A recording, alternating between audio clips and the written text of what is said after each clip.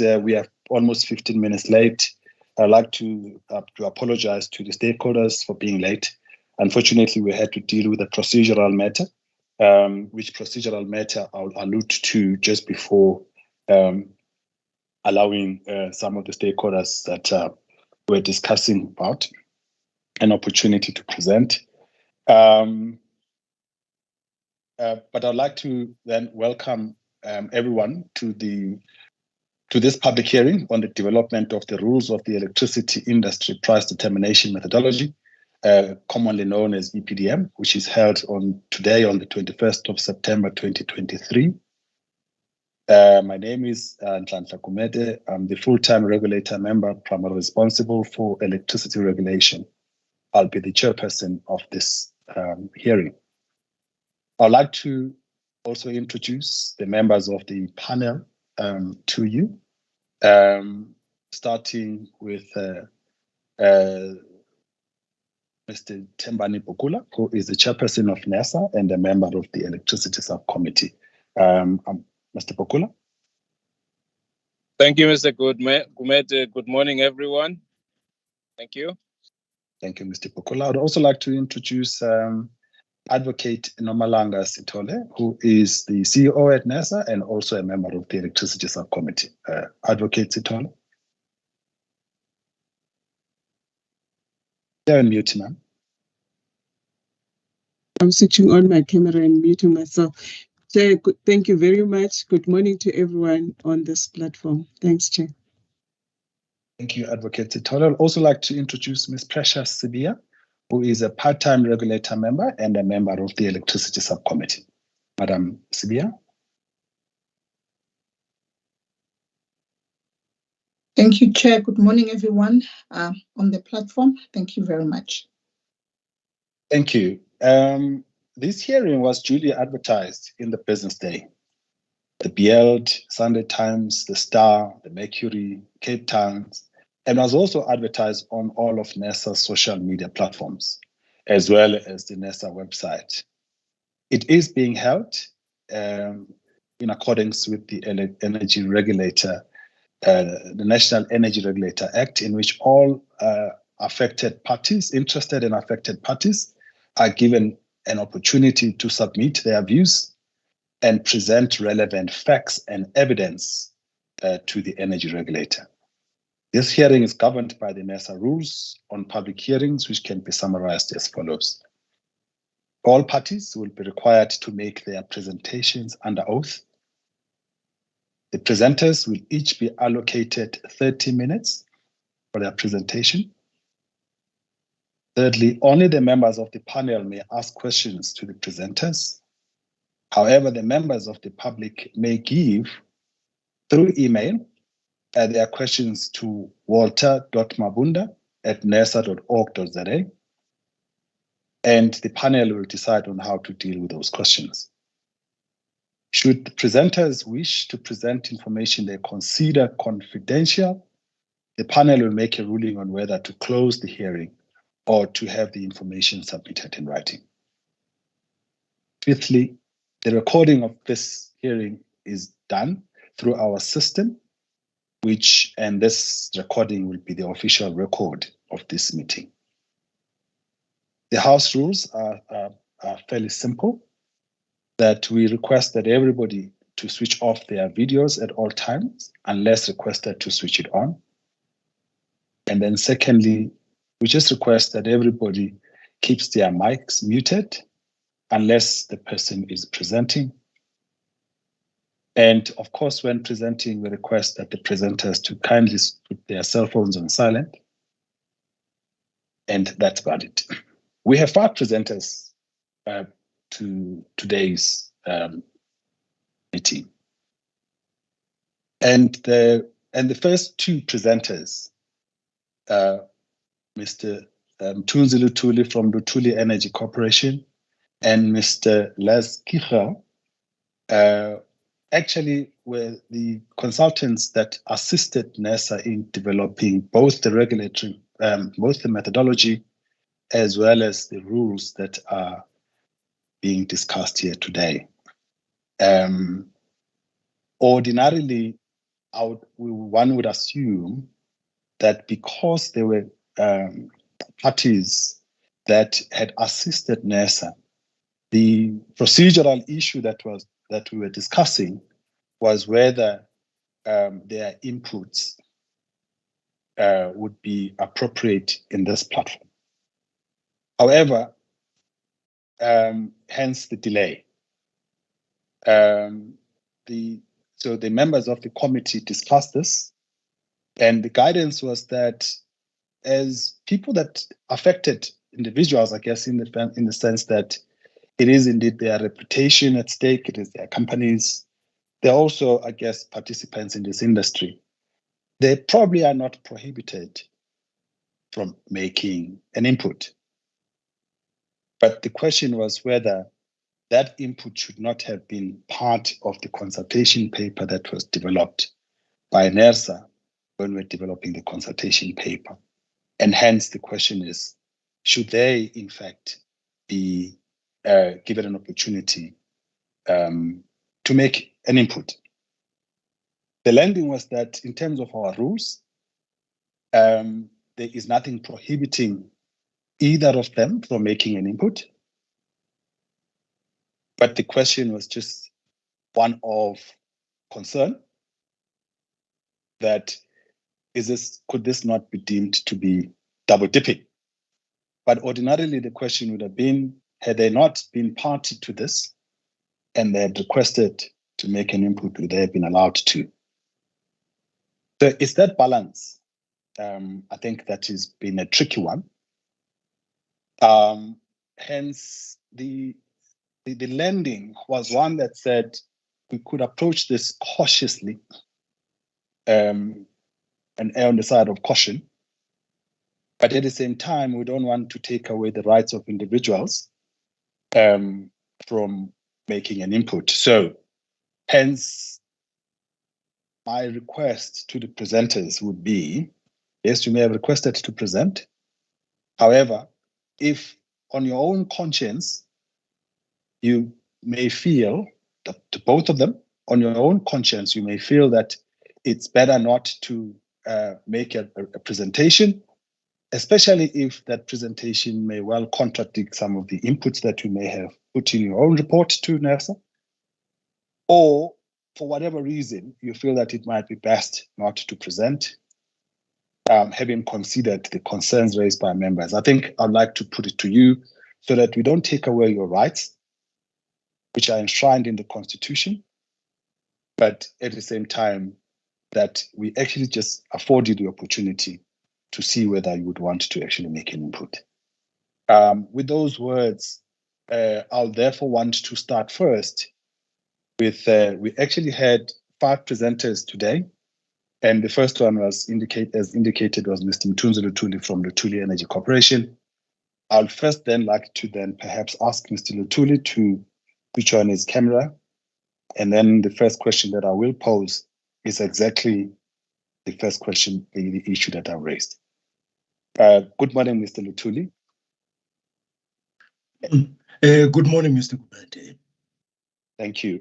May I then just ask, as indicated with this, we have to deal with this dilemma. Can I just pose it to you and give you, as indicated, without taking your rights, you have your rights to be heard, to present any information that you may want to present. And but the question is, what is your view? Would you, having had the concerns raised by some of the members or the members of the committee, what is your view? Would you like to still proceed, or would you rather then consider that your input could well be shared with the members differently? I don't feel strongly about presenting, Mr. Gumede. My inputs into this process were made via the report that we submitted. I had prepared a presentation for this morning.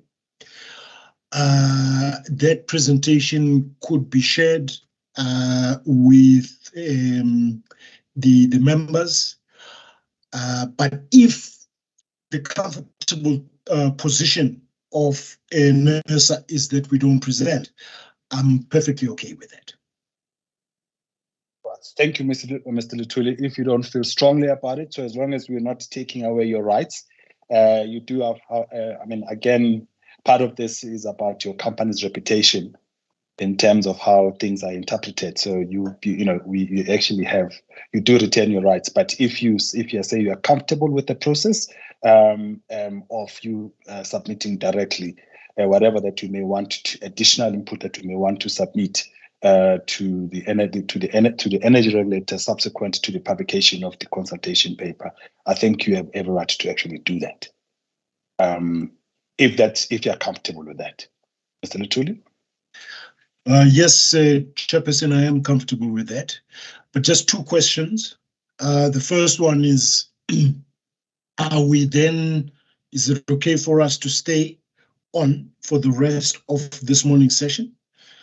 That's the first one. And the second one is, if we are allowed to stay for the rest of this session, and we do pick up during the session that there is either a misunderstanding or a misrepresentation or misinterpretation of the reports that we would have submitted and that form the basis for this morning's deliberations, are we then allowed to, at the end, to correct those misunderstandings? Okay, I think that issue again was discussed, and that from what the members were then saying was that clearly, I mean, for instance, again, the issue that you do retain your rights, you are an independent company, and if you feel that you've been misrepresented, and maybe if there are misconceptions, you will be given a right to actually respond. It's something, unfortunately, we don't have clear rules on this particular one, so we're just going to all err on the side of caution. But yes, we will give you an opportunity to actually respond. So you'll actually sit through and just note the issues, especially pertaining to the integrity of your company and any of the input that you may have provided. Thank you.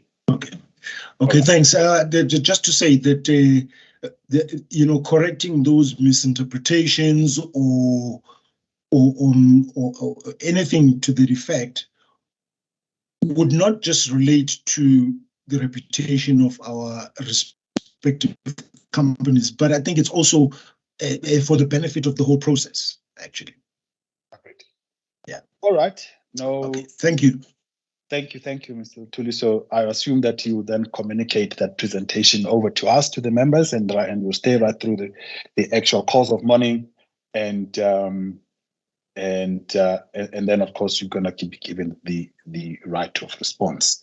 The same then applies. Can I then maybe just move on to Mr. Les Kicher, if you're on the call, Mr. Kicher? Thank you. Thank you, Chairperson. Yeah, I'm a lawyer myself, as you are aware. Good morning, members. And I actually thought long and hard about presenting in the first place, because from my side, I'm looking at it from a legal technical side and not from a policy perspective. And I think that basically what is in the rules or doing a rules approach has got certain merits, etc., from a legal perspective. And that was what my presentation was basically going to be about. I'm not shy to say that. So it's nothing to do with the methodology. It is how it is structured, what's the content thereof, and so forth. But I do understand where the members are coming from. I was hesitant to actually do this in the first place, knowing that it could be seen from different perspectives. And NERSA needs to run an objective and open process, and seem to be not only be objective, but also seem to be objective in leaning towards that. So in that, and in developing the rules, I'm very comfortable with what we've done there. So yeah, from my side, I would not insist on doing a presentation then either. There's other ways of, and we were involved in the process, so there's other ways of dealing with that from that perspective. Thank you, Chair. Thank you, Mr. Kicher. I think you have assisted us in also both of you in terms of resolving the issues of potential conflict of interest and any of the possible breach, even though it's not legal breaches, but more ethical breaches in respect of this. But clearly, as I would assume that if you can stay with and stay and listen through, and if you do feel that you have you'll also be given a right of response in the same line as Mr. Luthuli has indicated. Thank you very much. Thank you, Chair. All right, thank you. All right, no, thank you. I'm hoping that this resolves the issues. And I do want to indicate that, we all have constitutional rights in terms of what sits before us. And we all live in this industry and we are interested and affected by any decisions that are being made. And therefore, we have every right to actually put our inputs through and also to guide the process, not just in terms, as Mr. Luthuli has indicated, not just in terms of self-preservation, in terms of the reputation of the companies in the event that some information may insinuate things that they may feel uncomfortable with but they'll be given the right of response. But just as people that are interested in the integrity and the survival of this industry, that people may be, anybody is actually allowed to actually make an input, including people that may be consultants in this industry, as well as, of course, the actual industry participants, be generators, transmitters, distributors, or traders, or any other people, even consumers. I guess they have a right to actually make some kind of input. So with that, I'm hoping that the issue of potential conflict of interest has been resolved. I'll then like to then move on to would have been the third presenter. I'm hoping that we did an ambush. Maybe they were kind of thinking they'll be presenting around 11, but I see Dr. Peter Twesige is already on the, I can see his name on the platform. So I'll then like to then move on to the University of Cape Town and ask Dr. Peter Twesige to then switch on his video and then to actually switch on it. Dr. Twesige. I always struggle. I always think you struggle with my name, but I don't always say your surname precisely because African names are difficult. But I'm hoping I'm not butchering your surname. But can I start by firstly saying welcome and saying, would you object to taking an oath or an affirmation? Thank you, Mr. Thank you, Mr. Gumede. Have no objection. I think we come from a place of good intentions, try to support the energy sector to ensure that it functions better than it can. It has a huge potential, and we only come to share opinions and comments. And these are merely suggestions. Ultimately, the decision is with the regulator to consider these inputs or not. Really come from a humble place. Okay. Yeah. All right. Unfortunately, as indicated, the information that as we give the information, it's to the best of our knowledge. So that's why we then ask whether people, because then if you don't object, if we can then maybe if you don't mind, kindly raise your right hand and just affirm the following. Do you solemnly declare that the information or the evidence that we are going to give to this panel is the truth and the whole truth, as you know it?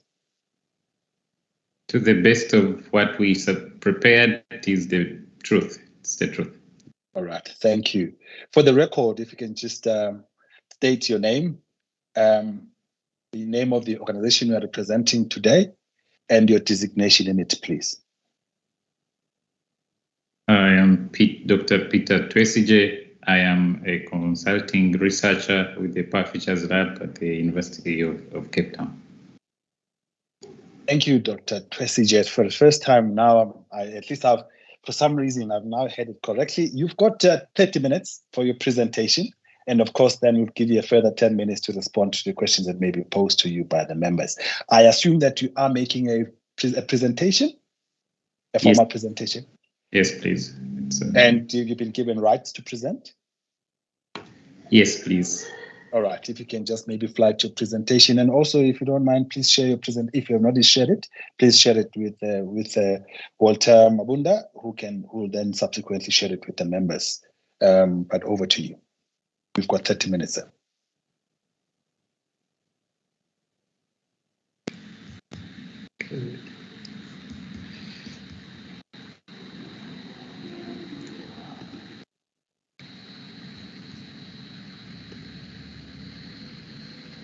Thank you, Mr. Gumede. As I mentioned at the start of this conversation or contribution, is that we are making humble contributions to the EPDM rules for the purposes of supporting policy and regulatory making in the energy sector, not only in South Africa, but also the continent. And it is the intention that it is our humble request that our contributions are considered as opinions and not taken as mandatory requirements to actually influence the process. So from the start is we developed a regulatory analysis of the EPDM developed by NASA, and this covers the different aspects that aimed at refining the EPDM rules and looking at those principles that were in place. So first of all, we have comments around the structure of the ESI, the EPDM principles, issues that to do with tariff setting process, the revenue requirement methodology, the customer demand analysis, and merit order dispatch. Again, we seek to contribute to the enhancement of the EPDM, aligning it more effectively with the dynamics of the evolving energy landscape. The first comment is on the structure of the electricity supply industry, and this relates to Chapter 3 of the EPDM rules, which starts by presenting the vertical and horizontal structure of the electricity supply industry, referring to sections 8.1 and 8.1b and 8 subsection 4. Our first comment refers to the formal aspect. And by the formal aspect, we mean that the vertical activities, which are generation, transmission, and distribution, are usually referred to as functions. In fact, in that document, if you check those particular sections, you will find that they are referred to as functions. So for consistency, we suggest reusing the term functions throughout the document. That's our first observation. The second most substantial point relates to the vertical and horizontal separation. And here we mean, in our view and in our opinion, we think imports and exports should be considered horizontal rather than vertical activities, since they can be performed by different functions. For example, a generator can export power, a transmission line can be used to import or export, and a distribution company can as well import electricity, etc. And this is general regulatory principles, not specifically in South Africa. So regardless of what the law says, we would think that these principles should be taken into consideration and adapted to the current legal framework in South Africa. When it comes to the EPDM principles, there was actually a section that refers to each activity having its own tariff, and the transformation of revenues into tariffs and efficient use of rated operating capacity. We again start by clarifying that the terminology used should be consistently used and emphasize that this should refer to the horizontal activities, as vertical functions can perform more than one activity, and that's reflected in section 7.1. And looking at paragraph 7.3, we think that clarification regarding the principle of rated operating capacity to determine tariff is needed, as it might lead to inefficiencies and sustainability problems in tariffs. If tariffs are defined using rated capacity for assets that are not fully utilized, leading to a revenue shortfall. There is also a risk that this provision may create building overcapacity The intent may be to improve reliability and on-demand growth in the context of, but when you look at it in the context of investment in visibility and economies of scale, it can be inefficient. This principle could actually result in an under-recovery of efficient investment costs, or it could incentivize inefficient investment decisions or gold plating. So these are areas that need to be looked at or examined to see what potential risks can arise.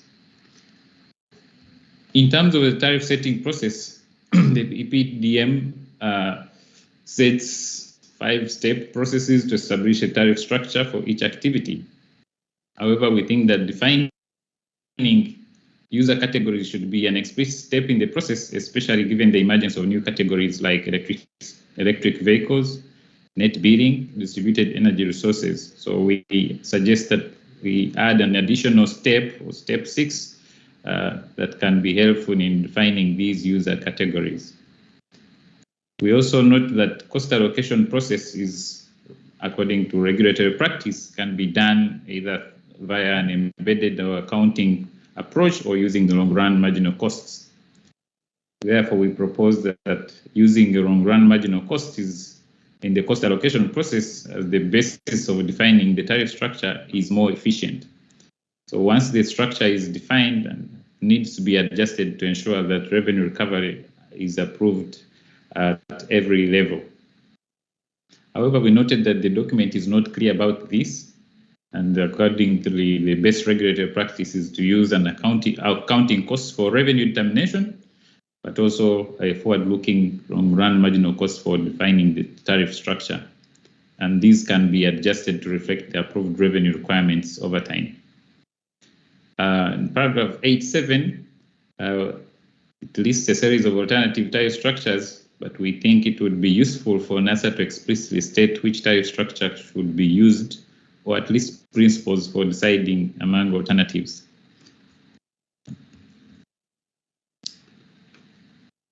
Again, on comments on revenue requirement methodology, in our view, we think there is a bit of a lack of clarity regarding the period of determining the revenue requirement and whether it's based on a historic test year or if it's a forward-looking approach that will be adopted. Currently, the proposed approach is based on a building blocks approach. We, however, would recommend that a forward-looking multi-year approach for financial sustainability and investment planning is a better option. And given, of course, the financial restrictions of the electricity sector in South Africa, we recommend that a multi-year approach is a better one that could be adopted. The ultimate decision lies with NASA. We also noted that there is an issue with the asset valuation method for the regulated asset-based determination. It proposes adopting a historical costs, which is a departure from the previous approach, which used replacement values.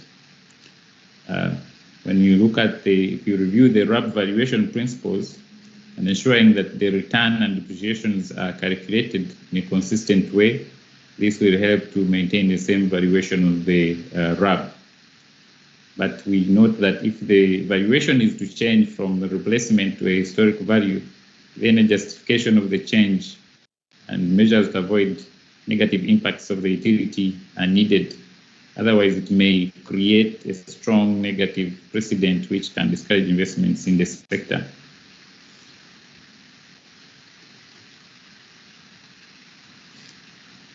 Again, on the revenue requirement methodology, although it is our view that the historic value, which are current costs, can be a better approach in South Africa's context, the proposed change without a detailed discussion seems against regulatory best practice, but this is something that can be modified and improved, taking into consideration the local energy market circumstances. In terms of the depreciation, we noticed that it is estimated based on the replacement values. However, the formula provided refers to the modern equivalent asset value. this creates kind of an inconsistency in the valuation of the RAB, as its depreciation should be based on the same principles. So the modern equivalent asset value and the historic value differ. Certainly these would be expected or different, and these will result in two different depreciations that can actually result in over or under recovery of investments used in estimating the returns. Then some minor observations we read to these were minor typos in terms of this could have been a typing error. In the formulation of the formula used for work, the KD for debt that needs to be modified there. It would also be useful to identify the methodology used in estimating the cost of equity, for example, the CAPM, and the risk factors that need to be taken into consideration. For example, these market risks, country risks, and the regulatory risks. When it comes to customer demand analysis, we looked at this and noted that the regulator is suggesting to use load profiles which are essential to the future projected costs and allocate them to different customer categories. And we suggest that obtaining customer data, however, from South Africa, we suggest that we obtain these customer data from South Africa's Statistical Office reports, such as the Living Conditions Survey and the General Household Survey, for improved objectivity and efficiency, rather than the regulator doing this on their own and doing it interacting with the consumers. We think a more efficient approach would be to actually approach this via the Statistics Office. And if more specifics details are required, then an agreement with the Statistics Office can be developed and questions included relating to the energy sector, which would ensure that there is more rigor in the statistical sampling procedures that are used. The other observation is that the load characterization data should also be collected through a load research program by distribution companies using smart meters, and this is will help to improve the robustness of the regulatory decision-making processes where possible.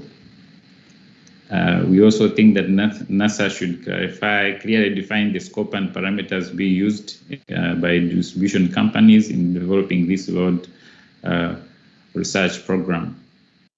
An example is, for example, the Association of the Edison Illuminating Companies as one that could be benchmarked with and adapted, or NASA can itself develop its own. In terms of the merit order dispatch, we noted that our comment observation view is that the rules and associated price determination mechanism for generational markets should be developed in a separate document, as this needs a more robust and comprehensive analysis. And this should not only include dispatch rules, but define clear governance mechanisms for the market, including rule changes, dispute resolution mechanisms, appeals, consultation process, and other items that may be critical here. Then the merit order dispatch based on marginal costs rather than tariffs or even PPA prices should be used to ensure allocative efficiency. However, the resulting tariffs can then be adjusted to ensure that the revenue recovery can be adjusted to ensure revenue recovery at the appropriate level. This is a very critical aspect, and we think that perhaps it's a major issue that needs to be revised in the document. Also, limiting the price determination to the plants that are dispatched seems incorrect, as these units which are not dispatched can be providing services such as cold reserve, black start, or other ancillary services that need to be remunerated. So it's important to also review that principle. Then again, in terms of subsidies and cross-subsidies, it's our view and opinion that subsidy determination should be a policy matter rather than the regulator's responsibility, since it may involve budget allocations that is the preserve of the minister or the parliament.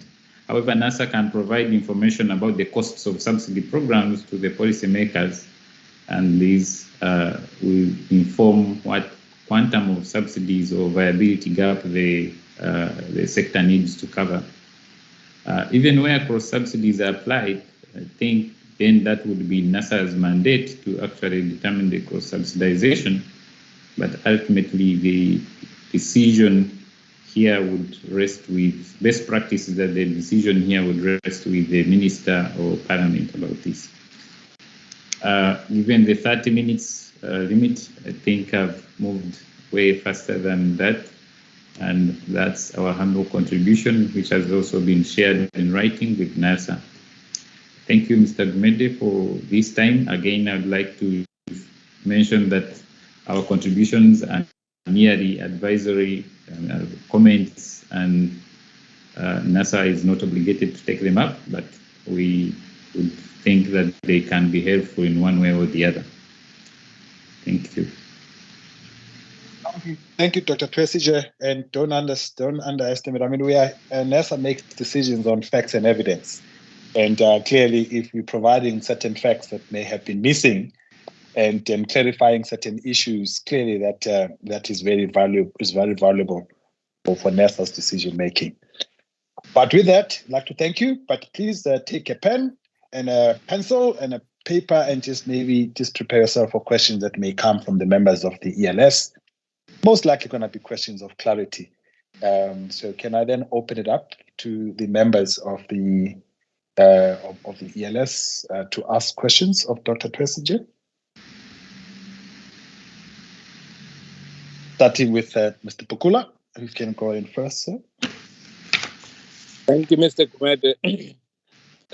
Thank you, Dr. Peter. Can you just explain to me the part where you say that you propose that the methodology must base its regulated asset based on historic values?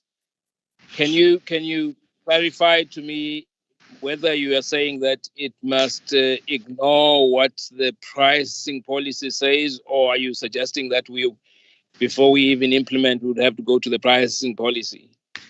The second point I just want to check, of the options that you've given, is that what may be best is having smart meters installed on customers' premises so that the regulator can collect this information. Am I understanding you right in that?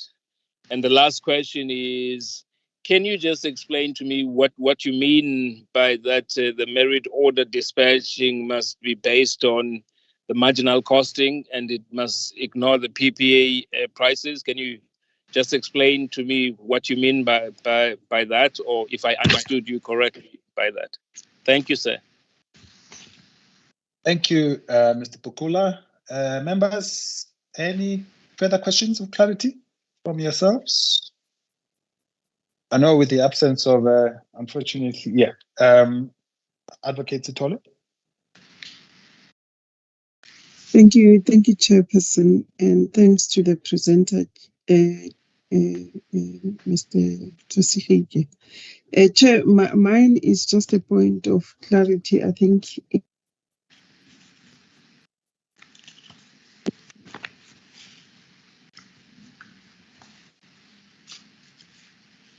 Advocate, I'm not sure if it's just me, but I can't hear you.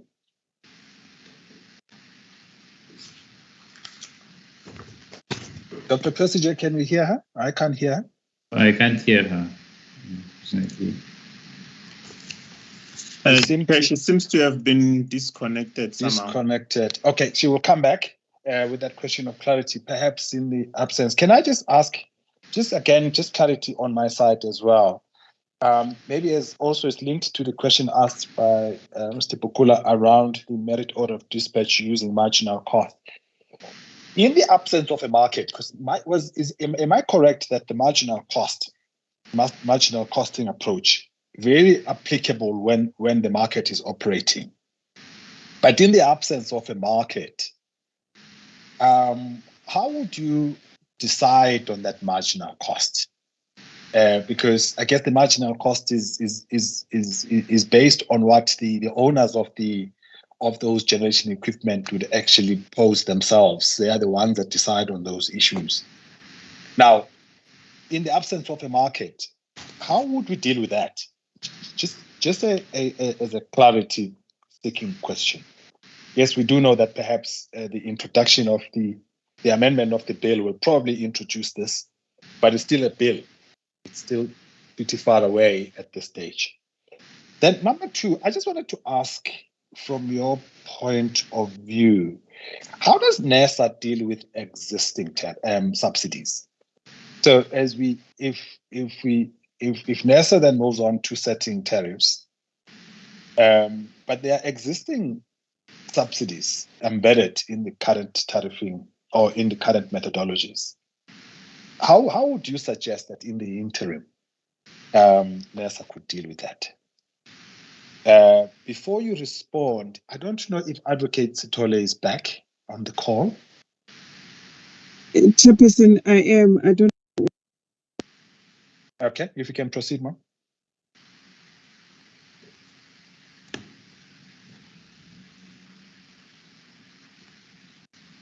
We seem to have lost you again.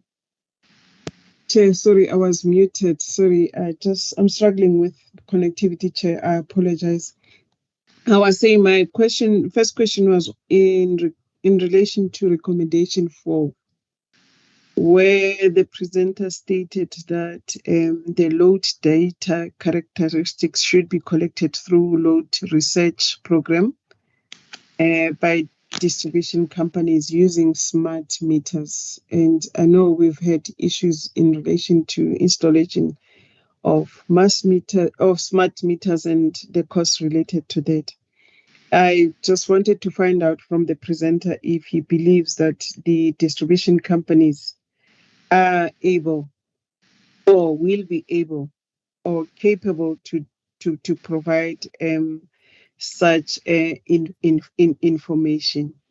And secondly, Chairperson, it seems as if the presenter as well is highlighting the issue of a requirement of data collection. And I just wanted to also find out as to what is the most practical approach that he believes the information can be obtained, particularly from the consumer side, without really invading or encroaching on their privacy. So, Chair, yeah, those were the two questions that I have for now. Thank you. Thank you, Advocate Sithole. Dr. Tracy, can I then hand over back to you? And again, remember, as you rightly prefaced, you are just providing an opinion, and we're not going to hold you, in terms of that opinion. Please proceed. Thank you, Mr. Gumede. If I may. Please, can I just ask Ms. Totale-Maje to switch off the video at this stage? Thank you. Please proceed. Yeah, thank you, Mr. Gumede. Maybe I would like to start off with Advocate Sithole's two questions. One regarding the inquiry whether the utilities have the capability to do the load research program using smart meters. Technically, the utilities have the technology, the capacity, and have more information than the regulator. And this is something that cuts across the entire energy industry, not specific to South Africa. It's common practice that utilities will have more information and knowledge than the regulator, which is an information asymmetry issue. And best practice would be that rather than crowd yourself into the details of doing a load research program, then you could task the distribution utilities or even licensed utilities like ESCOM to develop this, But where NASA can come in is actually in defining the scope and parameters to be used, and that you require the distribution companies to develop this program. Also, of course, adopting international standards such as the Edison eliminating companies helps to create transparency and the process leveraging NASA's own resources, of course.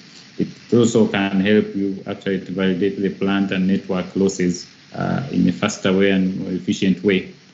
Then in terms of customer data collection from the consumer side, without invading the privacy, we think that actually the licensees have already an existing relationship and would be much easier for them or for NASA, in this case, for NASA to go through the statistical office when they are doing these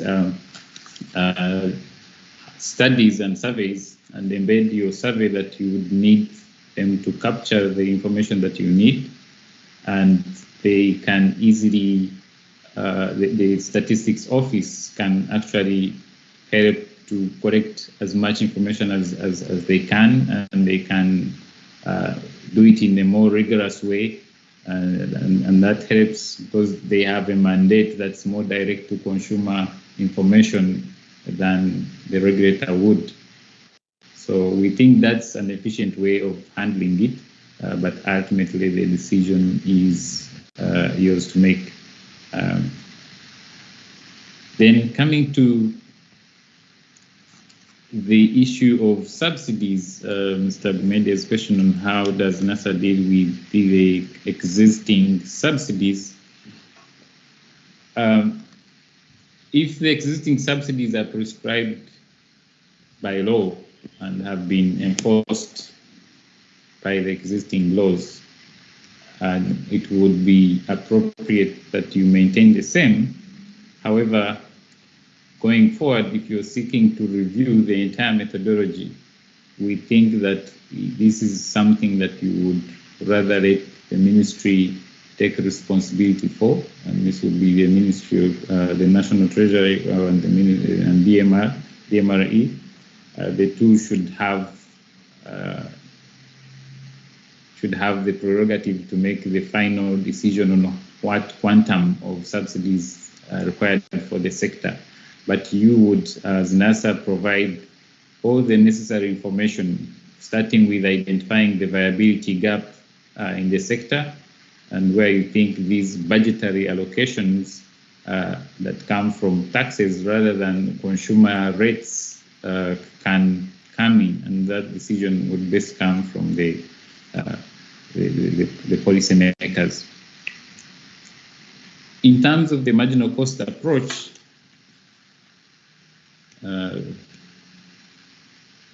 for cost allocation, and your point was if there is no market, and in the absence of the market, how do you deal with this? Yeah, that's a valid and strong point to consider, that in this case you would need to have a proper assessment of what the generation plants impose on the networks, and if they're able to disclose the incremental, the marginal costs that they expose to the sector too, and impose on the entire revenue requirements of the industry.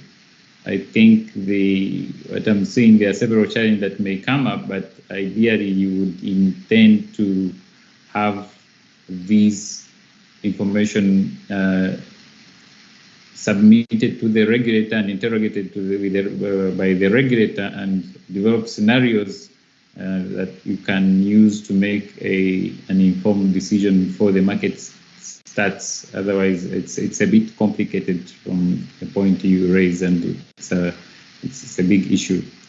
I wouldn't want to say more than this at this point, because we're still in that uncertain space.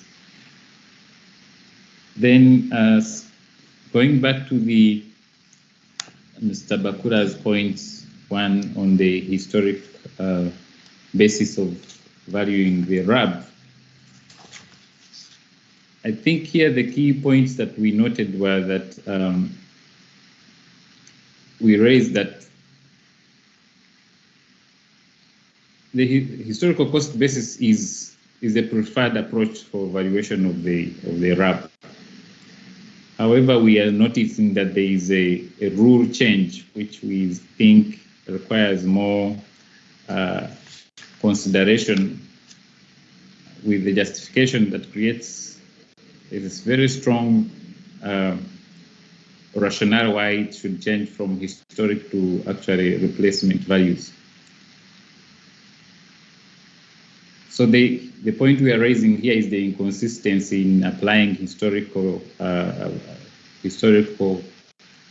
approach, accounting approach in valuing the RAB, and then again switching to the modern equivalent asset value, which kind of this I think could be a typing error, or could be I don't want to call it sorry, it could be an issue the way the two are presented. But what we are pointing out is that NASA needs to pick one of the two and say we're going with either a historical approach or we are going with the modern equivalent asset value approach. Otherwise, the current documents seem to speak to the two, and they're kind of creating inconsistencies, which may create variations in the way depreciation is calculated, and this will cause differences of costs that will ultimately create over or under recovery in the investments used in the estimating the return on that. Then again, on the smart meters, this speaks to the industry capabilities, and these would best be deployed by the licensees, the utilities, and we think they have the capacity to actually capture more robust and accurate data on an hourly basis that would strengthen the information that you're using to actually capture all the information on analytical analysis. So the analysis that you would need to do. Then, sorry, coming to the merit order, I think your last question was on the merit order dispatch criteria. So there is a statement actually in the EPDM rules, that paragraph 12(2)(a), which says that when a given step change in energy demanded by various types of consumer loads set out in Rule 5, power will be based on a merit order dispatch, meaning that these generators with the lowest tariffs from the setting of the unbundled and cost-effective return industry will be dispatched first. So what this means is that if you're seeking to achieve a productive efficiency, and that's a regulatory objective, it's a trade-off that has to be made, because there are four main regulatory objectives that the regulator must make a decision upon: the productive efficiency, allocative efficiency, economic and financial sustainability, equity, and fairness. So achieving those four is difficult, and one has to make a decision on which objective they want to achieve. So if your aim is to achieve productive efficiency, which in this case would be, we are taking the assumption that NASA is trying to create incentives that enforce or guide ESCOM or any other licensee to minimize costs in its generation capacity, then we think that a single most important issue that needs to be revised is this one, as it creates, it seems to signal that incorrect units will be dispatched first, but it also creates the reality that PPA prices that you mentioned or talked about can be negotiated directly with the off-taker and may not necessarily be efficient, since they are not procured or may be procured in non-transparent way, or probably the differences that have materialized in the market or the drivers could be that the market realities have changed. So the marginal costs here would allow for an organic variation of these costs rather than having fixed prices through the term of the price setting methodology. So we think that this issue is quite complex and requires developing a new dispatch rules and generation market price determinations. And so careful consideration needs to be taken into consideration, considered and analyzed critically for the sector. Thank you. Thank you. I think those were my few responses to those comments, but I'm happy to give more clarity in case I've not been clear enough. Thank you. Customary, Dr. Kwesige, is that we always then say, because remember, we are just looking for information and we're looking for facts and evidence. That in the event that coming out of all of this, you've submitted a formal submission, but if you feel like you would want to supplement that, that is also very welcomed, because then at least it empowers the regulator to collect all the facts and evidence as it proceeds with the.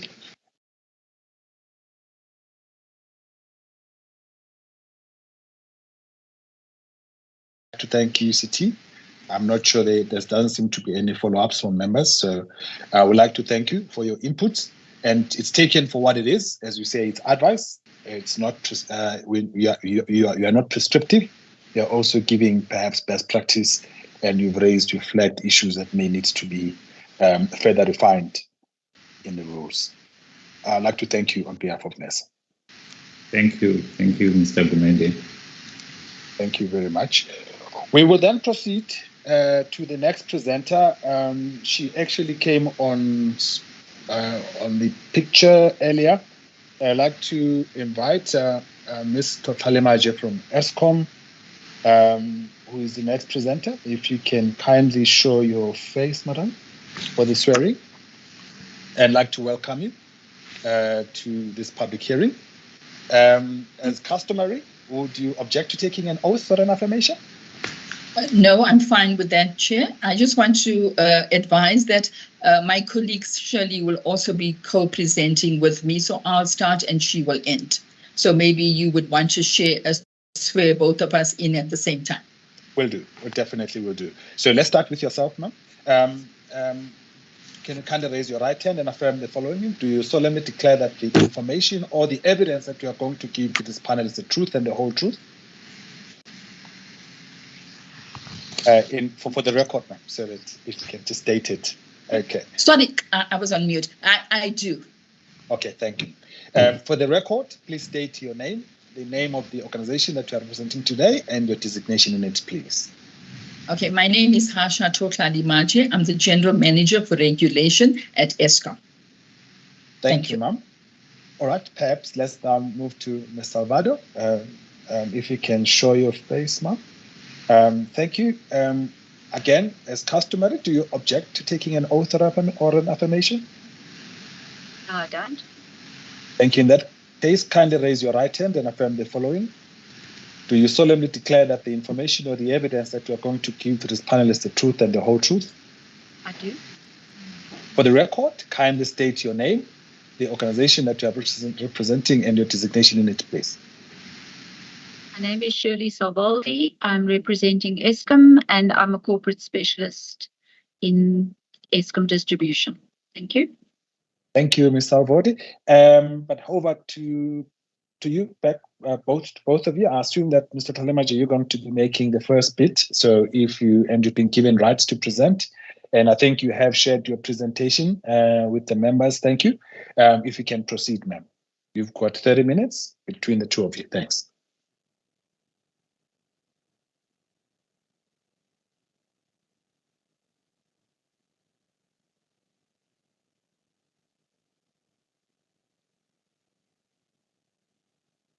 Check. I just want to check if my slides are visible. Yes, they are. Okay, good. You are going to put them on slide mode. Trying to, yeah. Okay, here we go. Better for me to see also. Okay, thank you very much. In line with the introduction of the previous speaker, I just wish to point out that I am representing a licensee, which is ESCOM, and our focus is to look at the implementability of these proposed rules, and we will be talking about best practice as well. So just to put that as a starter, and obviously that this is just a few certain points that we are going to be sharing. And Mr. Chair, I would seek your indulgence. We did prepare for 40 minutes in line with the previous public hearing, and now we realize it's 30 minutes. We will try to finish within the 30 minutes, but please allow us a few more minutes if we are not finished, if you don't mind, Chair. We are an important stakeholder, yes, so we probably will. Thanks. Okay, thank you, much appreciated. All right, so we are going to highlight certain aspects, and this is a summary or just highlights of many hundreds of pages of submissions that ESCOM has made and has provided input, and we do find ourselves repeating many of the comments that we previously made because I will get into that in a minute. Okay, so I'm saying that various stakeholders, including ESCOM, have provided alternative proposals and have illustrated that this EPDM rule is unimplementable. And this has been done previously. And we do realize that NERSA has proposed similar kind of ideas as far back as March 2021, and we feel that the same ideas are still being pursued despite the clarification to NERSA that this is not suitable and will not really be advantageous to electricity consumers. And also, you know, many stakeholders do have significant experience, and we do count ourselves collectively in ESCOM as people that do have experience in the pricing arena and economic regulation arena, and we feel that many of our input has been ignored, and it seems that NERSA's responses to these contributions have not been adequate. And so NERSA does declare that in this round of consultation, it feels that just the challenge was to the terminology. However, we wish to submit that there are fundamental flaws that stakeholders and not only ESCOM have raised with this methodology that have not been sufficiently addressed. And we genuinely want to engage on this, and we feel to have a healthy engagement, that NERSA is obliged to provide detailed facts, evidence, and experience as to why proposals being made by the stakeholders are not correct. And conversely, why proposals made by NERSA need to also provide facts, evidence, and experience, as well as being viable and implementable in meeting the NERSA mandate in accordance with the ERA, which is the Electricity Regulation Act and the Electricity Pricing Policy. And we have requested, and other stakeholders have requested in the previous rounds, as to where in the world this proposed methodology or approach has been successfully implemented. We ourselves have searched, we have provided NERSA in, I think, the previous 2 rounds with an attempt at this kind of an approach of what was then called previously by NERSA the type of use, and now it's called has another name. And we feel that we haven't been satisfied with that particular requirement. I'm going to try to go down to the next slide. Oops, it doesn't seem to be moving.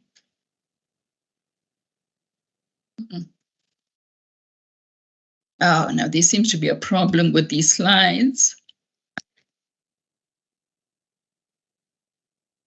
It might just be a big slide coming up.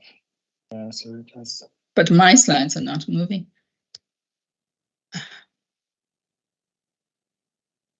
Maybe I'm just going to ask Walter, will you be able to share for me? please. On our side, it's a PDF file, so it might move a lot. No, I sent him slides. Okay, there we go. All right. Okay, so Walter is sharing. Okay, so Walter, can you just go to slide number 3, please? Sorry about this, Chair.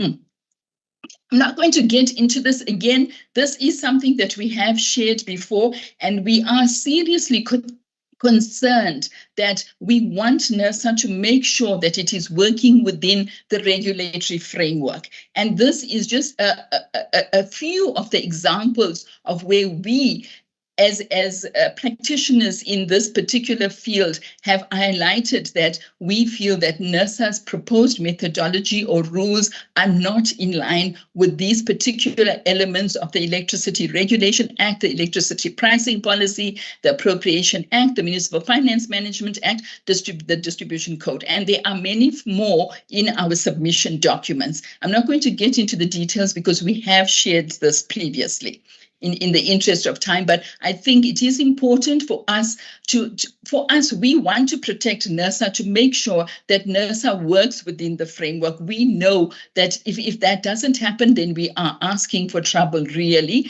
And I think that's the advice that we would give to NERSA, is that within it, to have to basically work within its mandate, especially as far as the Electricity Regulation Act is concerned and the Electricity Pricing Policy, as well as its own regulatory instruments. If we move to the next slide.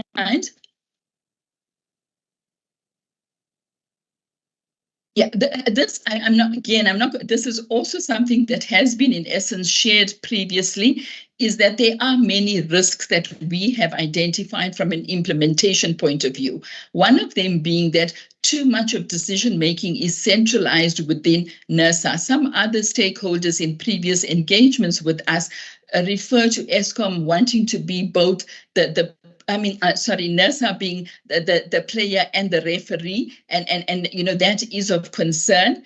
And also we feel that this is a big bang approach, just trying to get all of the licensees to follow exactly this particular outcome is going to be a challenge. And we know that we are already experiencing challenges in, for example, implementing the cost to supply studies that municipalities need to be implementing. Now, in our opinion, that is a much more minute requirement, but there are challenges in implementing that. And if we are now going to try to implement this, it's going to be quite a big challenge. So again, I think that needs to be reconsidered. As mentioned, the non-compliance to the existing legislation. And again, we are really concerned because this is an untested methodology. We feel that most of our other methodologies and rules that are in place at the moment, and we do admire NERSA for having put in all of those rules and methodologies and codes, etc. But those were all tested and had been applied elsewhere and had been adopted for the South African environment. So that is also of a grave concern. And we also feel that this methodology or rules are, as far as we can see, far from being implementable at the moment. So we need to be able to know that it is complete for us to be able to comment on it. But we've had 3 years of interactions and we still do not see much progress. The one area that we'll get into more is the whole point about the sales forecast. And I think the previous presenter also referred to that in the revenue requirement. And I know there was some discussions on the smart meters and the supporting data management systems. But again, this is going to be a huge jump and an expensive jump for South Africa. Are we ready for it? Is it necessary? Can we work without it at the moment? And again, if we look at our retail tariff plan that we have submitted both in 2020 and 2022, the impacts on the various customer groupings have been determined. So we know what we are expecting our customers to have to deal with. But in this instance, there is no understanding of what the impact would be. If we move to the next slide. I think I've alluded to this as well. You know, NERSA is bound by the decisions that it has already made. And if NERSA wants to have a new methodology, then it needs to revoke the old methodology or be clear about which methodologies are being replaced. And the comment made by in one of the documents in the consultation pack was that, well, this happened when the MYPD was first developed. Well, I think we beg to differ from that author, whoever that might be, but in our understanding, and this was before my time, but I checked with other people, that when the MYPD methodology was introduced, it was in alignment with the various other NERSA methodologies. There was no clash as we are finding now, and we in our opinion, we've listed a few of them that we think that might need to be revoked if this particular methodology rule is going to be pursued, and so that needs to happen at the same time, because we do not want NERSA to face the chaos that this is possibly going to create, because somebody will say, well, I'm following the distribution tariff code and it's in violation of what you are asking me to do. I'm just using that as an example. And so that is very, very concerning, and therefore we feel that a proper approach needs to be followed as far as this goes. If we just look at our legislation in the country, it always stipulates as to which legislation a particular new legislation or revised legislation is dealing with. So that is something that we would also feel very strongly about, because it does confuse us as one of the licensees, because we do not know what needs to be followed anymore if we think about what is trying to be presented and developed over here. We go to the next slide. And again, I think I've alluded to some of these, is that, methodologies are very, very powerful instruments. And we do see that, for example, the MYPD methodology, the ELSTA methodology, the cost to supply in the recent court cases featured very, very strongly. So they are seen as very, very important regulatory instruments. And so we feel that the way that it is drafted and the way that it's written, it needs to give proper guidance to the implementers of those particular instruments, and therefore we feel that it needs to be much more precise than the way this draft rule is being written.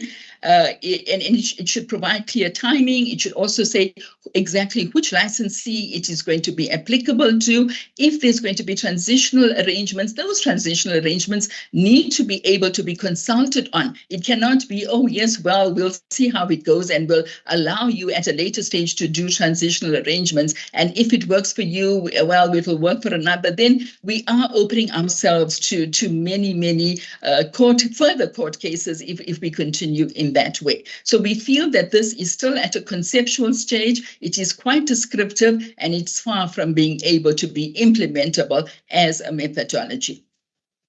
We move to the next slide. As I mentioned, we have been discussing this from as far back as March 2021, where there were various consultations. ESCOM has participated in all of the public consultations. And then during November of 2021, NERSA energy regulator decided that ESCOM will need to make its financial year 2023 revenue application in terms of the principle, and that was found to be unimplementable and not within the law, and therefore there was a court order that guided the implementation of financial year 2023. In financial year 2022, there were again further consultations and public hearings and consultation documents which we participated in, and I know that there were during workshops of industry stakeholders, but ESCOM was not involved in that direct interaction with NERSA. But again, there was a court order that dealt with, had overlap with this previous version of this rule, a methodology rule, where it was decided that whatever the prevailing methodology will be used for financial year 24 and 25 revenue determination. So we are here in August 23. Oops, we're in September now, but it started in August, where these EPDM methodology rules are being consulted on.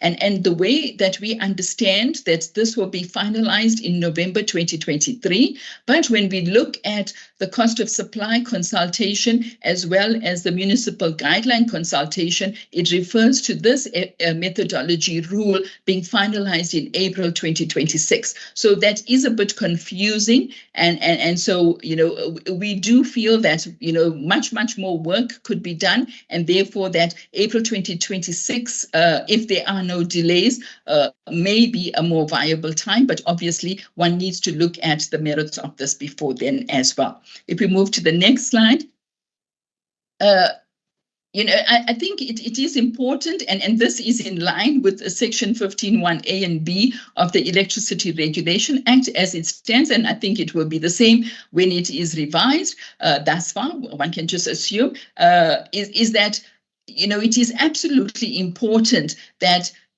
a licensee revenue determination be undertaken. And I think the previous speaker also referred to that.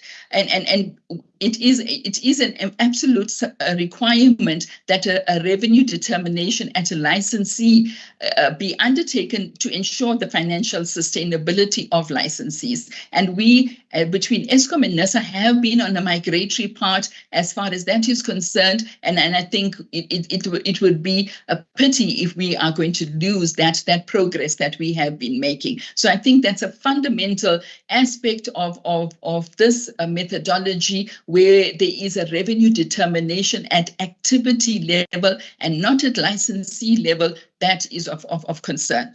I must stop using the word grave now. It sounds too terrible. Okay, but then again, we also need to be able to understand what costs are and what tariffs are, and in certain instances they are being used interchangeably, and they are very different concepts, and therefore we need to be careful about what are we trying to drive, and because again we need to be guided by the legislation, and that is of utmost importance.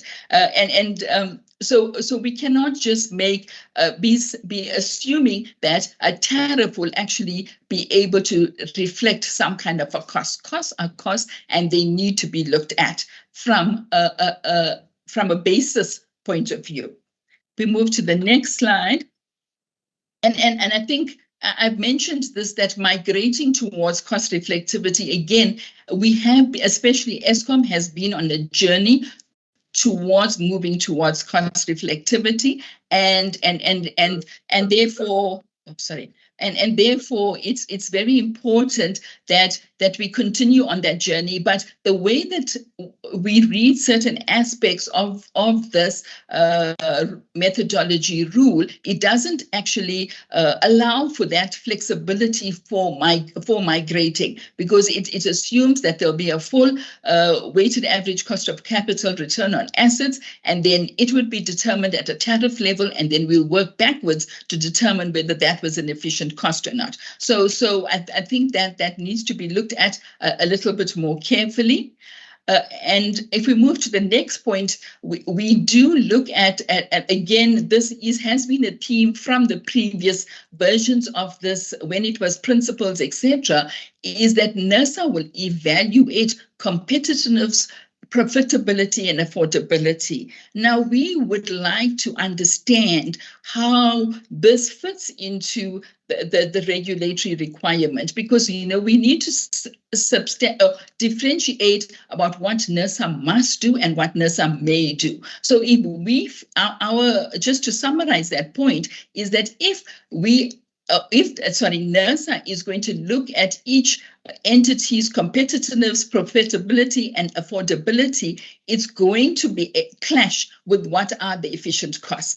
And we do have some experience in trying to determine what are the profitability criteria, etc., of various of our customers. And we can assure you that that is a challenge. Even if we look at one sector, there is so much of complexity in that it is not possible, and we would actually advise that NERSA do not go down this path and rather just maintain looking at what are the efficient costs. And we do agree that NERSA can do much more in making sure that all licensee revenue determinations, etc., are cost efficient and as well as prudent, and I think more work can be done in that way. But if we try to look at it from a customer point of view, and also acknowledging that NERSA does not have jurisdiction over customers,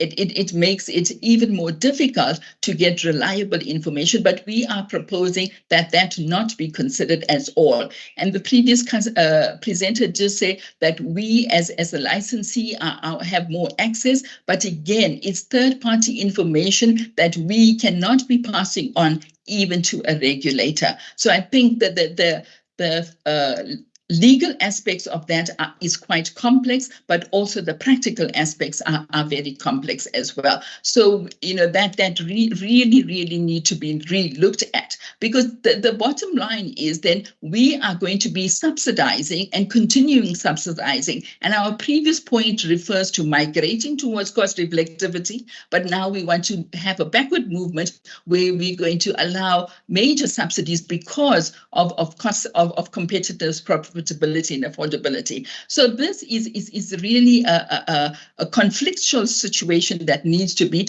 appropriately managed between what is the law requirement as far as NERSA is concerned. If we move to the next slide.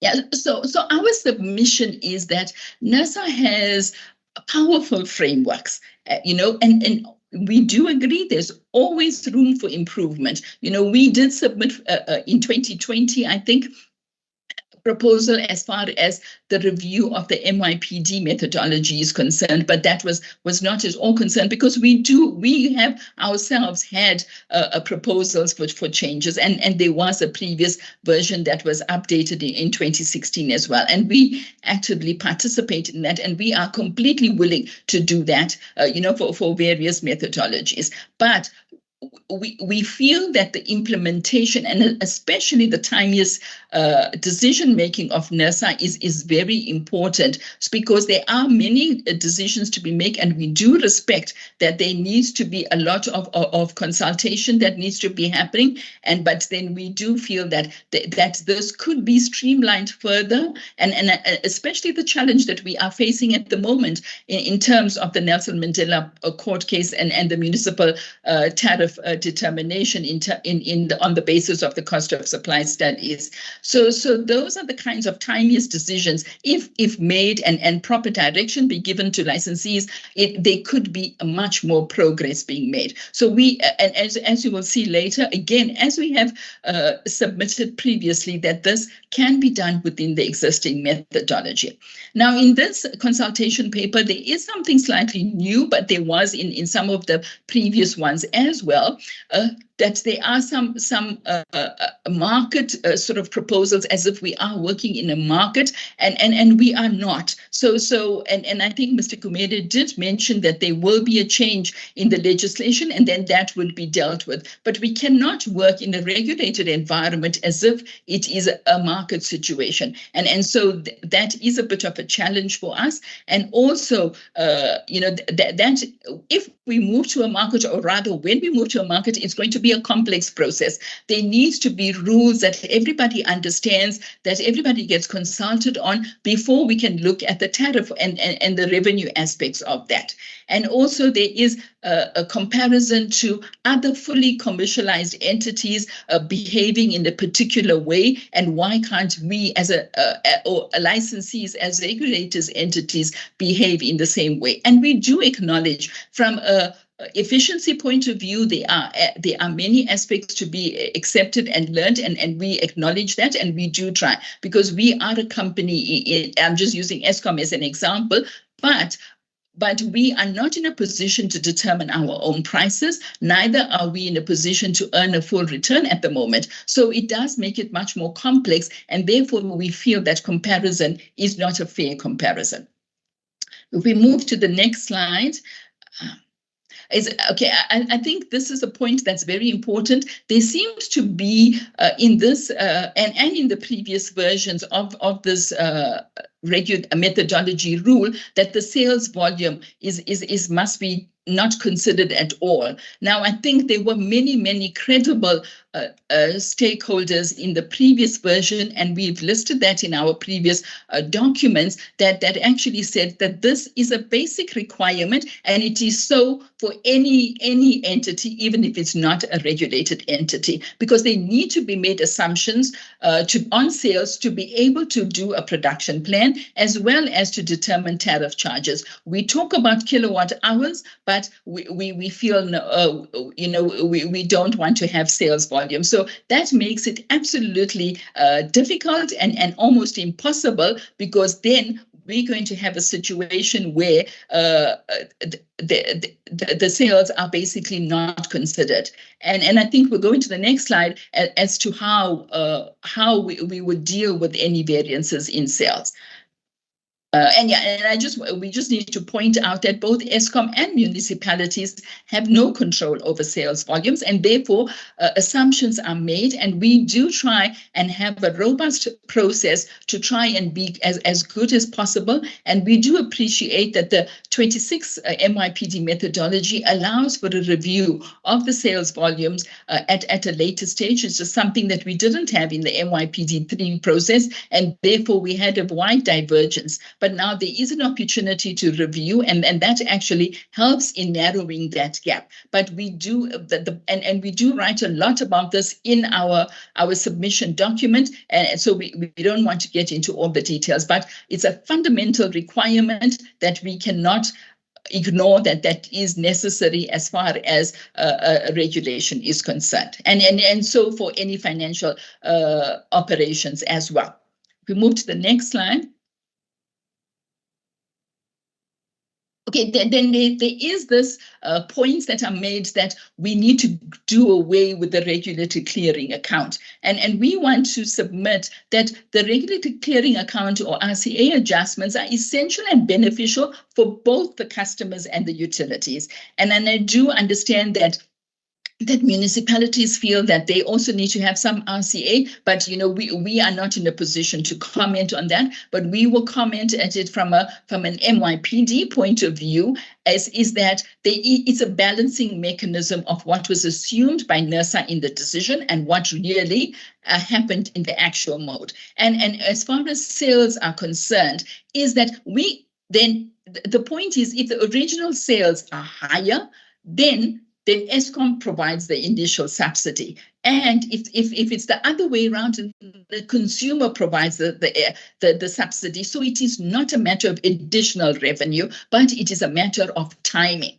And we are very concerned that if the RCA mechanism is removed, and it is something that is worldwide accepted, then it will force an entity like Eskom to make very conservative assumptions, which then basically will push up the price. And then it will also not allow to be able to manage the uncontrollable risks of what the licensees have to face, because that is what an RCA, it's a risk mitigation instrument that needs to be used. And then also we do not understand how NERSA actually realizes its requirement to make sure that it allows the full and efficient costs by removing the RCA, because the RCA works both ways. There are many areas where, for example, that are for the benefit of the consumer. So what does that mean if we get rid of this? So I think more thought needs to be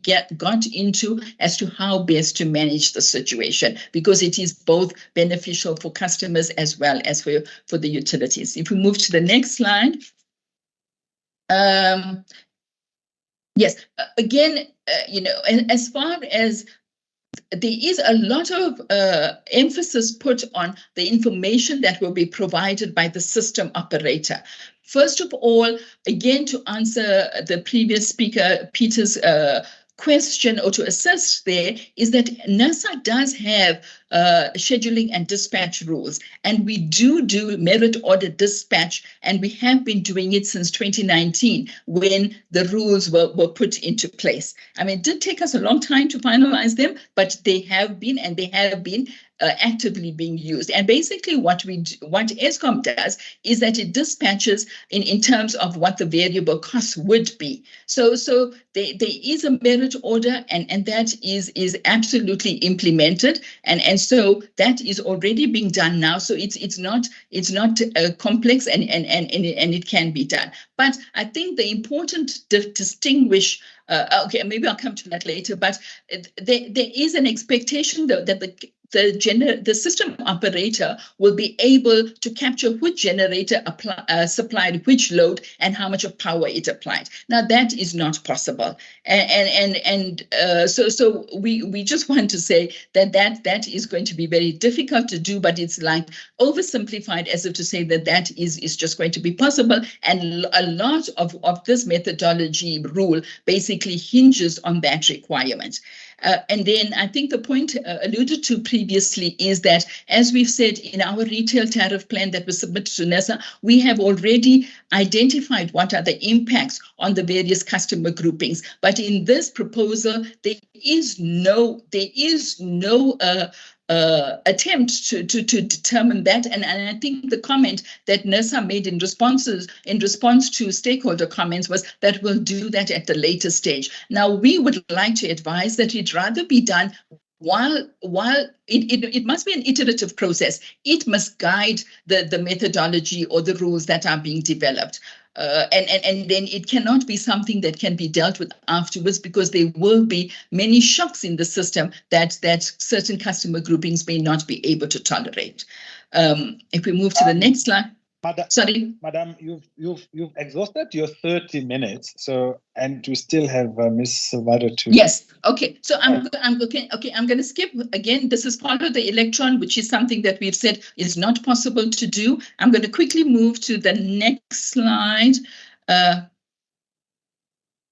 Okay, so I think this is the important one, and again, this whole load type principle, before it used to be called type of use, and now it's called load type. We have serious concerns about this. This is not possible, and even many of the other stakeholders have commented on this. But I think the members can read this. If we move to the next slide, we just want to move to where we feel that. So our proposal is, and we've made the same proposal previously, that the present regulatory regime that we have, when we look at it from an Eskom point of view, that we have the MYPD, the cost to supply, and the ERDSTA together with the retail tariff plan, is where we feel many of the proposals in this can be dealt with in a correct fashion, in a forward-looking fashion, and not in an apparent backward-looking fashion that we feel that this methodology is saying. If we move to the next slide, we can skip the next slide and go to the next one. This is just okay. So what we find is that the 5 steps alluded to in the EPDM is also alluded to in the cost of supply process, and we feel that that process is an existing process and it can't be used, and therefore we would rather allow that process to, from an implementation point of view, be moved. Okay, and I think I'm going to stop here and then let Shirley take over. Sorry for that. Shirley, if you just want to go. Thank you. Can I just request maybe just to limit it to 10 minutes? Really? No, she's going to be 5 minutes. Thank you, I'll be 5 minutes, Chair. Walter, just go to the RTP slides, please. We're going to skip the next few. Next slide. There. So next slide. Thank you. So, Chair, I think this is something that we've said before. But, the big thing is that tariffs are an outcome of costs, not the other way around. You don't set a tariff and then try and backfit it into costs. And tariffs are outcome of costs and volumes, and an outcome of a cost of supply methodology. So we need to restructure our tariffs from an Eskom perspective. And we think the cost of supply framework is a good start, as we said. And the reason for that is our tariffs are outdated. There's been a lot of changes since we last updated our tariffs. NERSA has approved and for us to update our tariffs on a cost of supply study. Next slide. So we know that tariffs need to have certain functions, objectives. We think the EPP has and same with the distribution tariff codes, prescribe sort of objectives and how tariffs need to be structured. But fundamentally, it has to reflect regulated revenue. It's a function of your sales.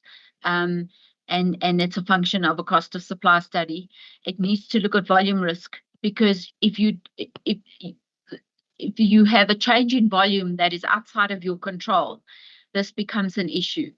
I see somebody has their camera on there. It needs to provide pricing signals, and the EPP accommodates that pricing signals need to be provided.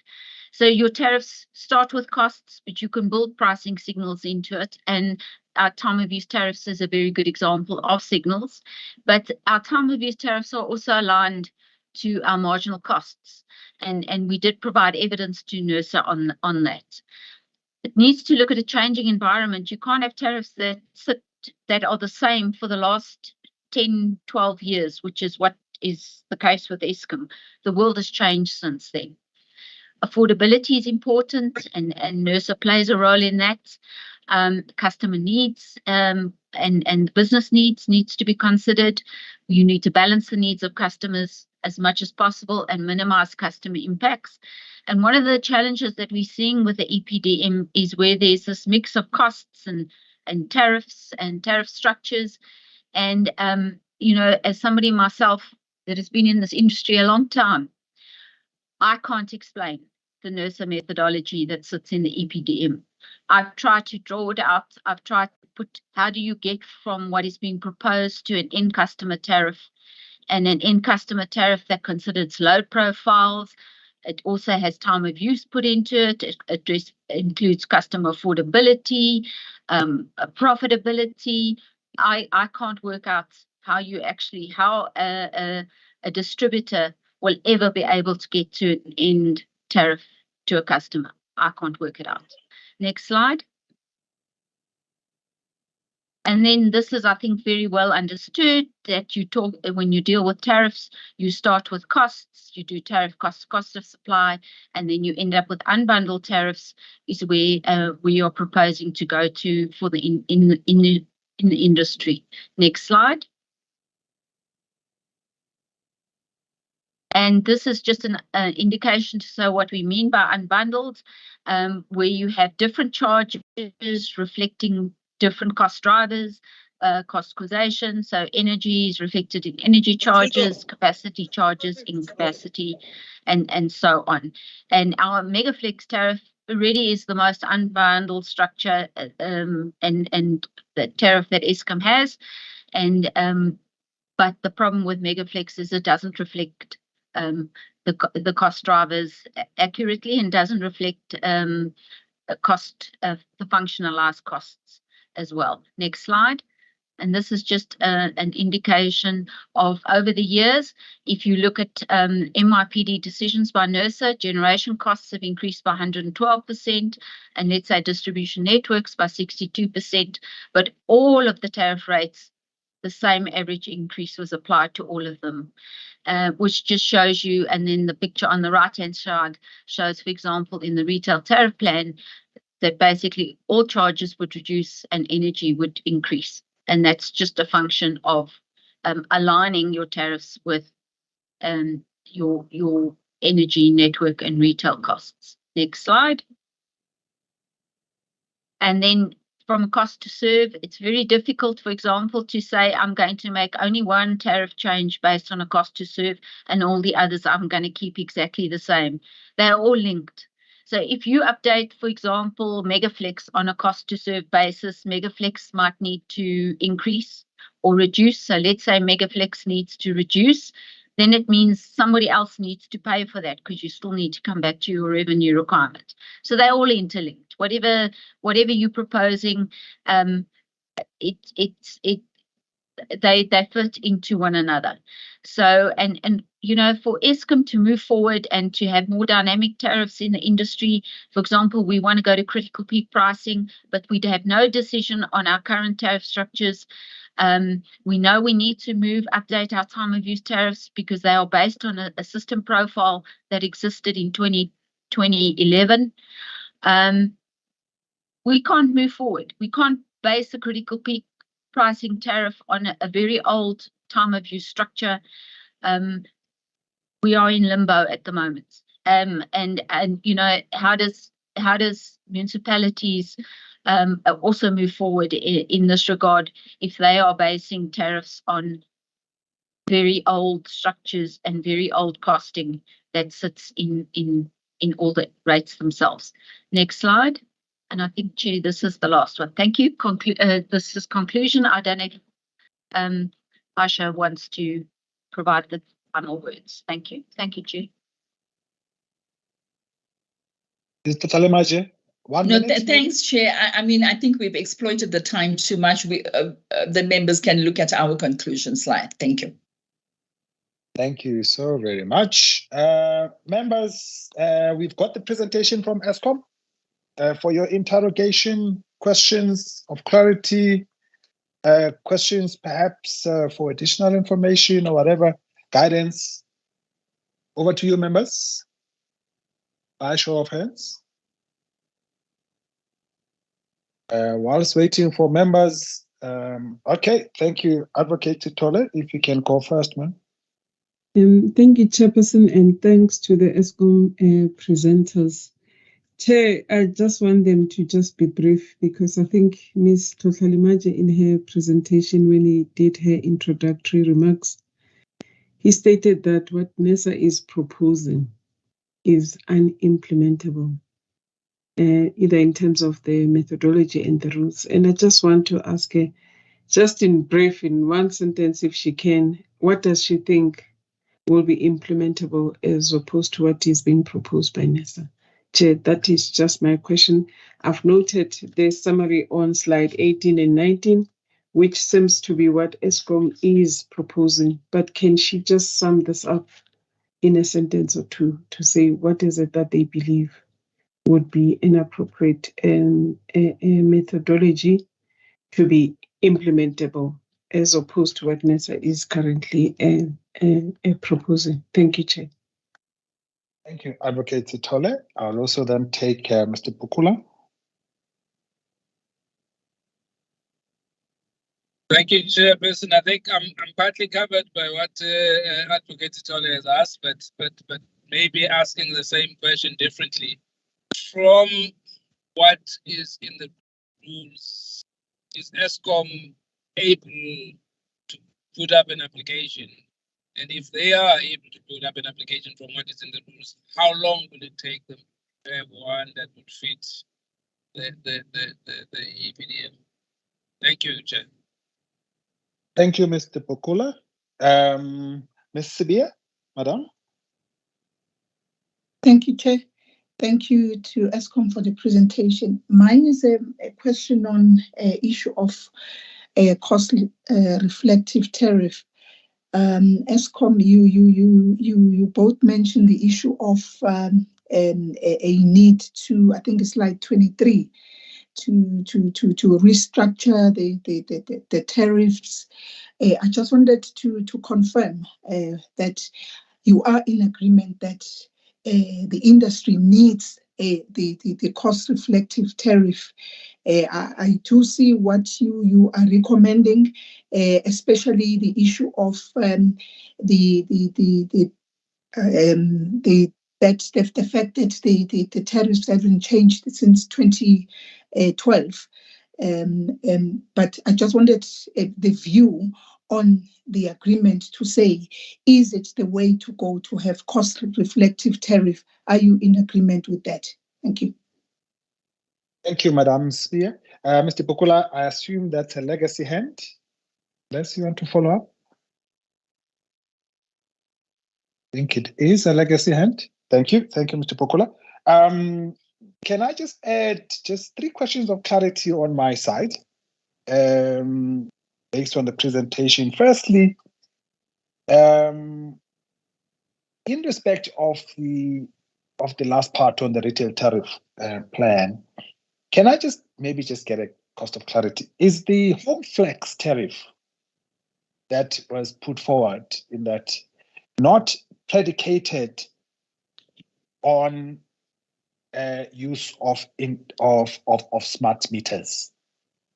Is it possible to implement the proposed home flex without Eskom, without consumers that would be on that home flex tariff? I'm assuming I'm quoting the correct one, but the one where people that are going to be exporting power, or people that are going to have own generation on rooftops, that would it be possible to do that without a smart meter, without the use of smart meter? That's the first question, just a more pointed question. The second question that I'd like to ask Ms. Totalimaje is, firstly, maybe just for my understanding, how many licensees are there in the electricity industry? Is it practical to be determining tariffs for each one of them? And maybe I should have phrased it this way. Maybe I start with my next question first. That says, it seems to me in the slide that you presented, one of the last slides you presented, Mr. Talimachi, that you were suggesting that we have an MYPD methodology, we've got the cost of supply methodology, and then ERSA methodology in respect of Eskom. Now, the question I'm then going to ask is, are you perhaps indicating that the same should be used, that methodology could be used for each of the licensees in the electricity industry? Is that your suggestion? That we then deploy, I mean, for instance, the comment we are using about that, for instance, in terms of the RCAs and how the municipalities themselves may want to have the loss of sales to be considered when their tariffs are approved or set. Are you perhaps thinking that it's possible to extend the current Eskom MYPD to be the MYPD that is applicable to all licenses, including municipalities, including the part on the cost of supply, and an ERSA type methodology of then approving tariffs? Maybe that's more the question I wanted to ask. Then the other question was then, with that, maybe just to indicate, in your opinion, how many, if you think, licensees would actually have to be considered in this regard? Or would we only deal with just Eskom in this, and then other licensees, perhaps we could use a different methodology? Just those 3 questions for me. I'm hoping they are quite clear. Again, I always say the questions that members are posing to you, you can respond to all of them today, or you can also provide an additional input in writing within 7 days. Over to you, to both yourself, Mr. Talimaje and Ms. Salvold. Yeah, thank you, Chair. I will start, and then Shirley will add. To Advocate Sitole's question, is yes, and rightly so. And we to link it up with Mr. Gumedia's question, is that we are looking at it from an Eskom implementation point of view, and therefore we're saying that the prevailing methodologies that we have in place will meet many of what we assume to be the criteria or the objectives that NERSA is trying to meet. And I think the important factor that we considered was that it needs to be as smooth and stable as possible, because we're really not ready yet for some kind of a complete overhaul because of the state in what we are in the country at the moment. So, and I think, again, I'm trying to link both the questions, is that as far as municipalities are concerned, we must admit we're not qualified to answer. So we have been looking at it from a selfish ESCOM point of view, but we feel that there are many, for want of a better word, corrections to the municipal tariffs that need to be considered, and that is almost in line with what the judgment on the Nelson Mandela and the City Power cases were. So again, if you look at the cost to supply framework, it has an element of what you might call an MYPD, because it looks at what is the revenue requirement. So it is a slightly different animal that we are dealing with, and therefore, it is up to NERSA on how to deal with that. So we are looking at it from an ESCOM point of view, and we feel that there is a lot more to be done as far as cost reflectivity is concerned, and Shirley will talk more on the cost reflectivity on the tariff level. And I would say from a cost reflectivity on a revenue level, we have to migrate towards that, and the present suite of proposals or the suite of methodologies allow that to happen, and therefore that is what we are proposing we maintain. As far as Mr. Bukula's question is concerned, no, we do not know how to make an application in terms of this proposed methodology, because as Shirley has pointed out, we do not know where to start. It is still a conceptual document. There are too many gaps, and we just don't know how to make it happen. So it will be absolutely impossible for us to do that. As I think we've addressed Mr. Bia's question from a cost reflexivity at a revenue level, and Shirley will deal with it at a tariff level. Shirley, please add anything else you wish to. Thank you, Chair.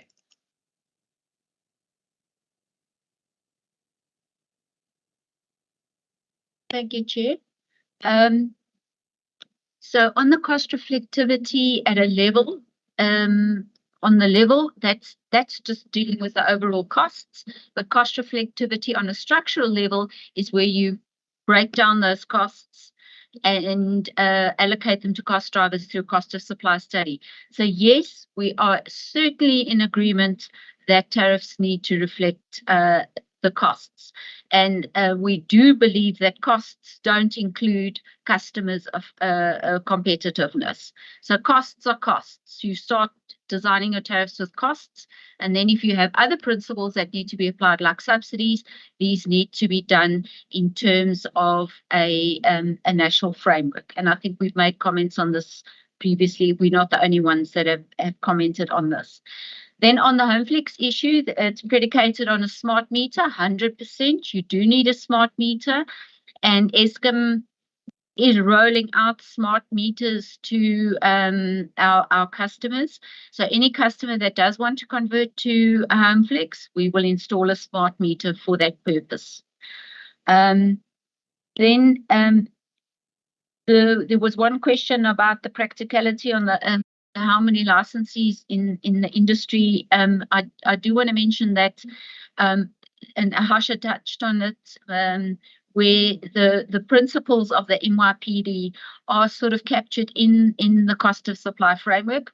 Obviously, the MYPD, because of Eskom's generation and transmission divisions, has other levels of complexity that goes into why we have this much more complex methodology. But we think that the principles in the cost of supply framework are correct, and municipalities have their own governance and their own processes, and Eskom is an organ of state. When we make changes to the tariffs, we have to comply as well to the MFMA before we actually submit to the regulator. And one of the concerns that we did have in the EPDM is this principle that NERSA is both setting and approving tariffs. And how does NERSA, and this document is actually applicable to all licensees.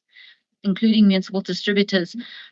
So how does this actually now fit into the MFMA process? Is NERSA now going to be applying through itself through the MFMA process? Because it actually states that before it goes to a regulatory body, if you make changes to your tariffs, you need to consult with National Treasury and SALGA.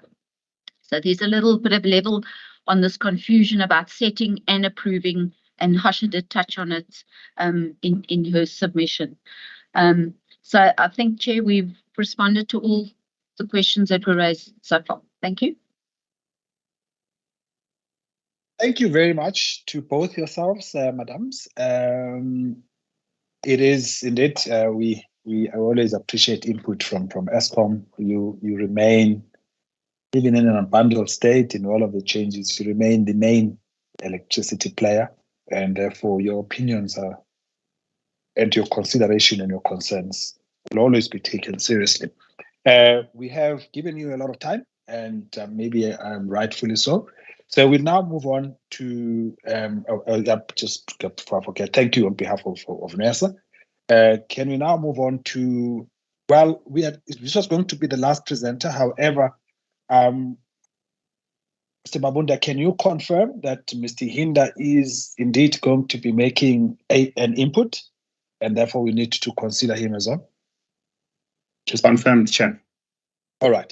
So anyway, we're going to have the next input for 30 minutes. Can I really just request that it be 30 minutes? I'm really just pleading so that we can then accommodate Mr. Hinda as well, who's also only going to get 30 minutes. And also, if you could just share your presentations, including UCT. I don't know whether Dr. Totsige, whether you did manage to share the presentation with Mr. Mabunda. If I can then just see the next presenter, who is, sorry.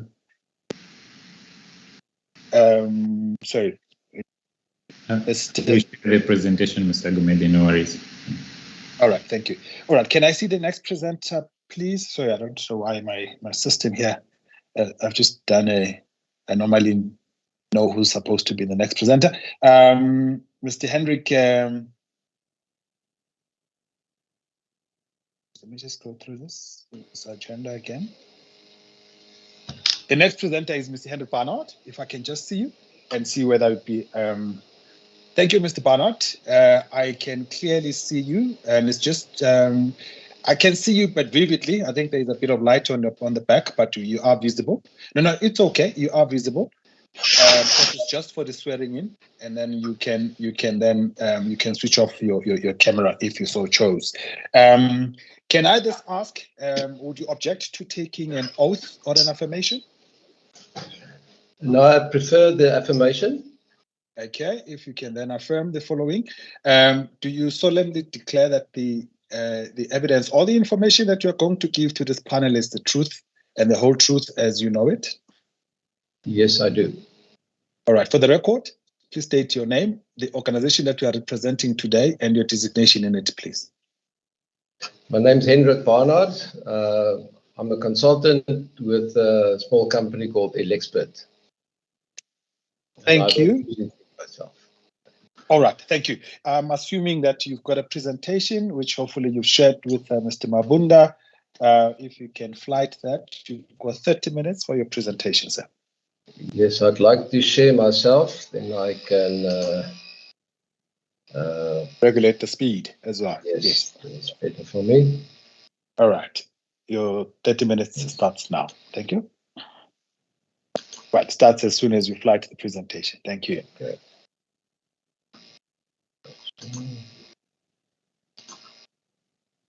Okay, do you see it there now?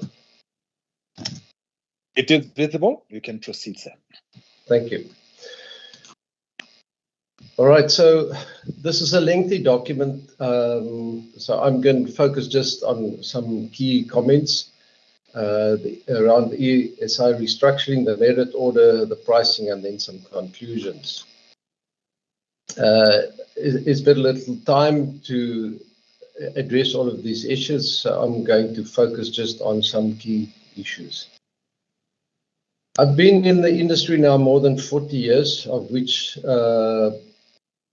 more than 30 has been in the pricing environment.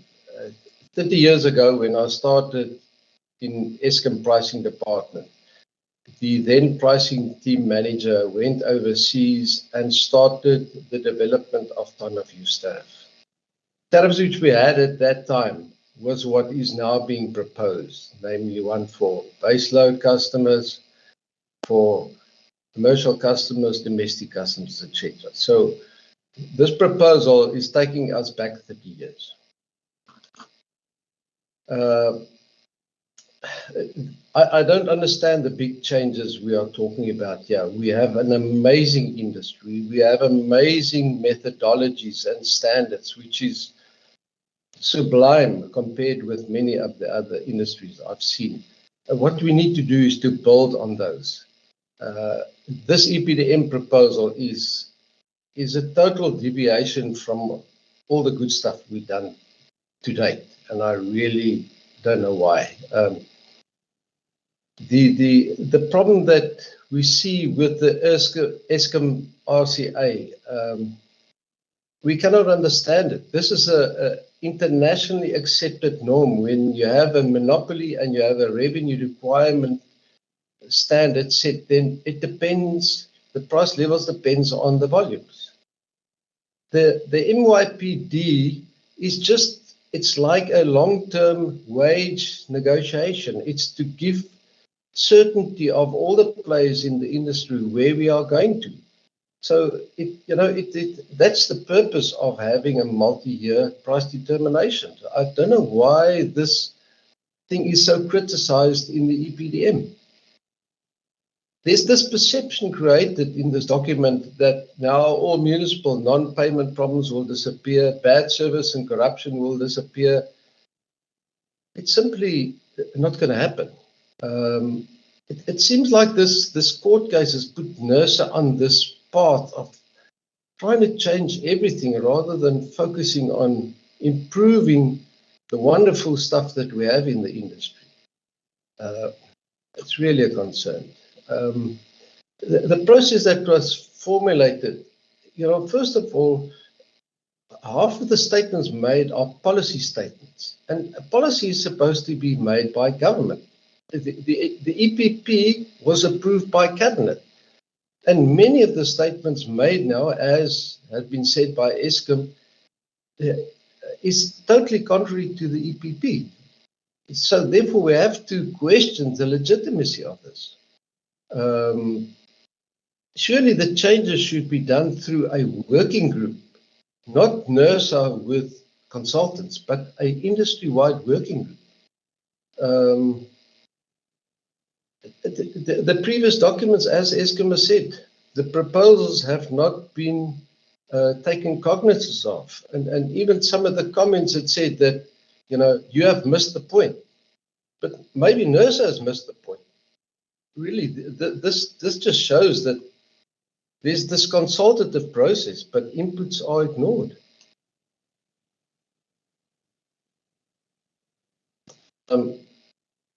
Is everything fine there? Can you still hear me and see me? Yes, it's correct. This was it. So now we're talking about, you're asking questions about the unbundling of the ESI, but surely this is a government thing. This has got nothing to do with NERSA. Obviously, the pricing is important. One of my concerns here is that the focus should be on creating an independent body that will ensure non-Eskom generators can be accommodated in a fair way. This is the key issue, why there's been so much pressure. And it seems like this is the issue that's been totally missed in the industry. We need to focus on the function of the market operator. How will it compensate all these generators? And this is not clear in the EPDM. The market operator is a very different function from the system operator. The system operator does the physical dispatch of the generator, considering bid prices, actual availability of generators, the load, the transmission constraints, etc., etc. The market operator will handle the contracting and financial side of the dispatch of the generator, setting the price for buyers in the market. This insinuation that the generation prices will just be directly available to consumers in the market is kind of ludicrous. The market operator needs to set a bulk tariff whereby a lot of the risks are absorbed. This is not addressed in this paper. Eskom generation transmission will remain in the hands of the state. And so when, for example, the government grants a massive subsidy to Eskom generation, then effectively they are distorting ring fencing. They are distorting the fairness of alternative generators. So even if we have this massive unbundling, we still will not have proper ring fencing. So, you know, to try and see, focus on that, I think we are wasting our time. It's simply going to cost us a lot of money, and I would rather focus on the key issue, which is allowing fair access to non-Eskom generators. I've really said this already. Now, the paper talks about merit order, but as Harsha's rightly said, Eskom has been applying merit order to a very detailed stage. They are working on refining it so that it can actually fit into the new industry structure. Those inputs have simply been ignored. I cannot understand it. So the key issue obviously is the compensation of the generators, not the dispatch. And this is where we need to be much more clearer in the EPDM, which currently is rather silent, although there is some proposal. So I just want to take you quickly through how does a merit order work. If for every hour, half hour of the day, on the horizontal axis we have amount of megawatts, on the vertical axis we have prices. So for every half hour, every generator will bid in. So for example, Kuberg will say, I've got 2,000 megawatts, and because I always need to run, I will bid in at 0. The same with the renewables. They need to be scheduled. Sometimes hydro as well. Then will come your imports, your coal, your pump storage, your power ships, your gas turbines. What happens in a true market competitive situation? The price for the final unit being scheduled is the market price, and everybody gets that price. In other words, if a gas turbine is scheduled, in other words, let's say we need 25 gigawatt, and we need to schedule the gas turbine, each and every one of these power stations will receive that price. So can you imagine if we have to pay for all of our energy, the price of a gas turbine, which are currently running for 6, 8, 12 hours a day, it is simply not going to work. So that's this situation. When on the other side, as the renewables are coming in, Madupi and Kasuli is operating, the marginal price is going to drop. I'll take you back, yeah. We're going to drop the marginal price right down here, in which case we're going to have a lot of the power stations stranded. This is the issue that needs to be addressed. So, so in a competitive market, we are not ready for it. As Harsha said, we are not ready for it. We need to work and start off with a system of contracts.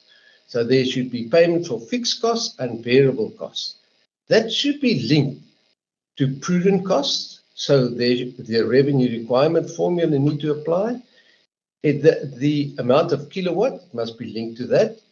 Thus must be based on a certain availability. So if a power station says it can yield 3,600 megawatt with the availability of 90%, but the availability is only 60%, then the fixed charges should be adjusted. This is the stuff where the EPDM should be focusing on how we address this. So under the contract situation, the dispatch will be based on the variable cost. So here, every generator will bid their quantity and price as per the contracted energy price. However, everyone will be paid their fixed cost and their variable cost as per the contract. This is how it should work. So the implications is that the massive debt will be recovered as it will become part of the tariff of the wholesaler. However, non-prudent costs would be excluded. And because fixed payments should be linked to availability, if a power station is contracted for 80% availability, only provides 60%, he will be penalized, which means we will address the unprudent costs and behavior in the industry. This is what needs to be addressed in the EPDM. So the market operator need to issue a bulk price. So the EPDM talks about the 4 prices. In an energy market, a competitive market will only be energy, but in a combination, a contracted market, it will be a combination of rands per kVA and cents per kilowatt hour, which is what Eskom is proposing for the restructuring plan. We can really decide on what the retail prices look like. We have to address this issue first. And in fact, we have a system in place that we can just build on. So what will happen for every hour of the day, there will be a market price. And we know typically we're going to have the evening peak periods. So what is proposed in the EPDM is that base load customers will only pay for the base load power stations. Commercial customers will pay for those, and domestic customers will pay for the rest. This is just for illustrative purposes. But rightly, as Shirley said, this peak is caused by all the consumers, the base load, the commercial, and the domestic consumers. So the implications of doing this is that the baseload customers will only pay for nuclear and the cheapest coal-fired power station. Commercial customers will pick up a lot more expensive coal power stations, and the domestic consumers will pick up the rest. So baseload will be very cheap, commercial very low, and domestic very high. What does this mean? We know that domestic customers can't pay much more, which means all we're going to do is increase the amount of cross-subsidy that have to be applied on baseload customer and commercial customer.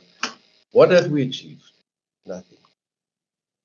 So the problem with the methodology, it's not used anywhere else in the world. Eskom abandoned it more than 30 years ago.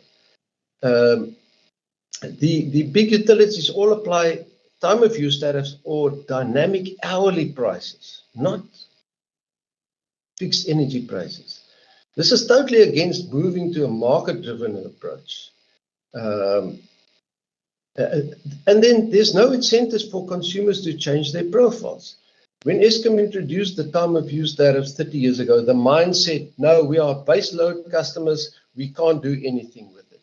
Today, if you look at the mines, more than 50% of them are using more in the off-peak times than in the peak times. In other words, effectively increasing their load factor by more than 100%. Then in terms of the definition of saying, oh, there's a 100% load factor customer, there's no such thing. Even if we look at today, customers are subject to Eskom load shedding. So they don't have a 100% load factor anymore. The introduction of renewable power is distorting their profiles drastically. And we know the big mines, the big 100% load factor customers are installing massive amounts of renewables. Then there's annual maintenance and breakdowns, periods of normal network breakdowns. So this is just, it's unworkable, as Eskom said. So the insinuation that consumers can select a generator is ludicrous. it seems like people don't understand how this merit order dispatch works and how the pricing linked to that works. The EPDM should describe this in detail. We reject the statement that it will promote a more balanced customer-focused approach. The current time of use tariff is very customer-focused. In other words, that customer himself will see the impact of his own profile. So it's very balanced. It's not saying one thing fits for everybody. If you have a very peak profile, then you will pay more. Talking about unbundling, the current WEBS tariff, and it includes Megaflex and all the other Eskom tariffs, are as unbundled as you will see them anywhere in the world. So the insinuation that we must do more unbundling is just, it's not true. Just generally on what should NERSA regulate, it must regulate all the places where there ain't proper competitive forces. On the revenue requirement, I mean, the regulated asset base is not a revenue requirement, it's a base. The weighted average cost of capital is a rate, it's not a cost. A profit consideration, that should already be addressed by the return on assets. So I don't know why we just use the formulas that we have in place in the industry. The issues that need to be addressed in this is not just the percentage, but define what is non-prudent cost. When we look at the asset base, do we talk about historic, replacement value, and how do we treat assets that were funded by consumers and grants? For example, currently in municipalities, all assets funded by consumers through the development charges or their connection fees, those assets are not part of the depreciation and therefore does not earn a rate of return. Eskom is following a similar approach for networks not funded by themselves. This is the issue that need to be addressed in the EPDM. These statements don't make sense. Where take or pay PPA, the guarantee compensation will be covered by a levy. If one understands how a power pool works, then you will know that this doesn't make sense. And this thing of quarterly reviews, Eskom had quarterly reviews, then half-hour reviews, and then said it doesn't work. The MFMA says you can only have increases once per year. Who compiles these proposals? Don't they know the legislation? The issue of subsidies. It says regulator will determine the subsidies. Obviously, there are external subsidies, which will be determined by government, and then cross-subsidies between the customer things. The industry has been asking NERSA to develop a subsidy framework for more than 15 years. Once we've got that framework, then we can work, but we cannot have NERSA determining the subsidies. The track record has shown it's a disaster. The enforcement of IBT tariffs has caused massive cross-subsidy with no clue of NERSA what the actual impact is. So I believe this is a government function and not a NERSA function. To conclude, this methodology contains much policy statements which are in conflict with current policies. It's also been clear, and Eskom has said it, that NERSA doesn't accept the criticism or counter proposals, but they're just continuing. A proposal without clear financial calculations and illustrations cannot be supported. We need to see what is the impact. Finally, as an industry expert, I would reject this proposal in its totality. I would propose NERSA form an industry work group under the auspices of the DME to address the policy issue and an industry working group to formulate regulatory issues. I would suggest NERSA appoint consultants with South African ESI technical experience, not legal experience. We need people that understand how these things work. And then finally, on the cost of supply study, we need to revive the NRS 058. It was developed by the industry. We just need to revive that.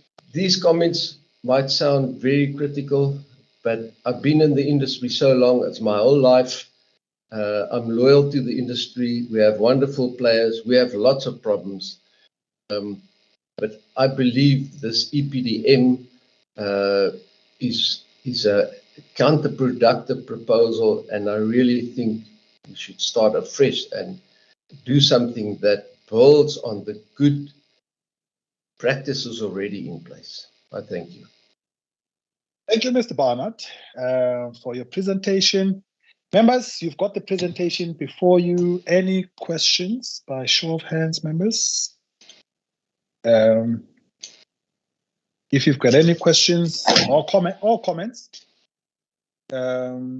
either would be considered. I guess I don't see any hands, and I also choose not to raise any questions.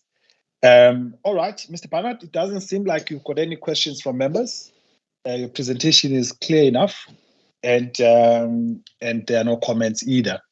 So I'd like to thank you on behalf of NERSA for your presentation, and we can then proceed. Thank you, Mr. Barnard. Thank you. Right, can we now have a presentation? It is 12 o'clock.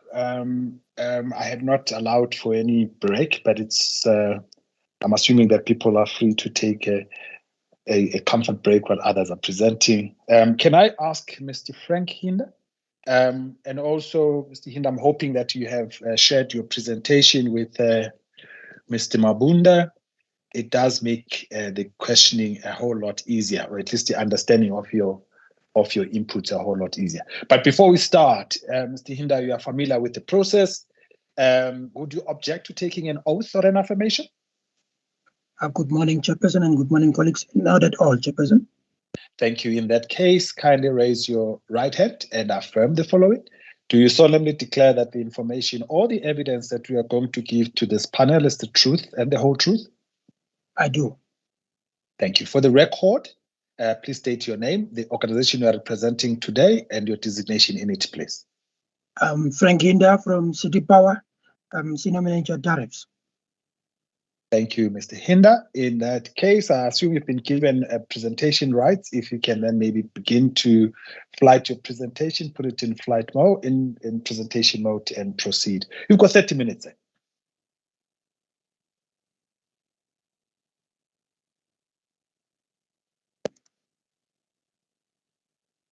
I hope my presentation is visible, Chairperson. It is indeed. Thank you, and you may proceed, sir. Yes, Chairperson. I mean to be fairly brief, so I should be able to do within the 30 minutes. I will speak briefly about the concept of unbundling, and then obviously as City Power is an industry participant, it's an entity that is subject to national regulation, so we are gearing ourselves to approve prices on the basis of national methodologies, including the EPDM. However, there is a few questions of clarification that we have with respect to the various aspects of the process that we will speak to, and then we will make our humble submission on the way forward. Now, coming to the definition of unbundling check. Now, in the documents, I think it's in the consultation, there's a shorter paragraph that speaks to unbundling. Now, as previous speakers have said, we can only agree more that unbundling is a prerogative of government.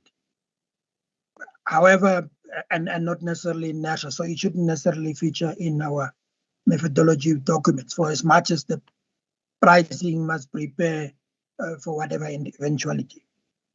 However, NERSA is an important stakeholder in the industry. It's an influencer of this industry.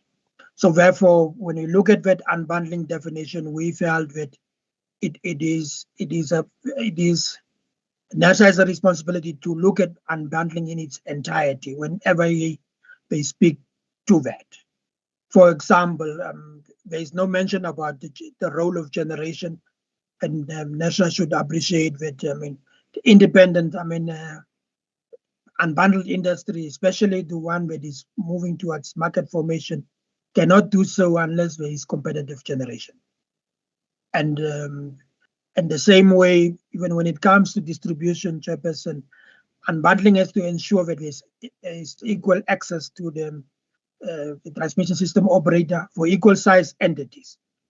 For example, City Power is a metro that 60% of its purchases are at above 132 kV, which then means that, strictly speaking, we are sourcing 60% of our supplies from Eskom transmission in an unbundled fashion, not Eskom distribution. So therefore, unbundling also has to look at the structure of distribution.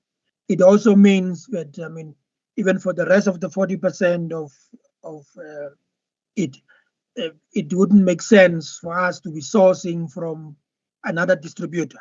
So there is unbundling cannot go without talk about consolidation of distribution, for example. So these are just few things that we are mentioning, that whenever NERSA deals with unbundling, that NERSA has a duty to look at it from a comprehensive, unbiased perspective. Coming to the EPDM tariff processes. Now, obviously the steps are clearly outlined in the methodology, except to come to say that after step 5, it then is not step 5 would then really speak to cost structure determination, what your tariff should look like from a costing point of view. But it is seemingly silent on the revenue side of things, because from the revenue side, we have a tariff structure that is supposed to match the cost structure, but it doesn't. But then the methodology doesn't say much about how that migration should be managed. It is, for example, silent on issues like how tariffs are to be increased, how tariff increases to be determined relative to the revenue requirement. It doesn't speak to the issues around volumes. And as previous speakers have said, Chairperson, we cannot avoid, we cannot complete the tariff process without making reference to volumes and how volumes impact that. Because on the revenue side, it's only volumes and price that makes up the revenue at the end of the day.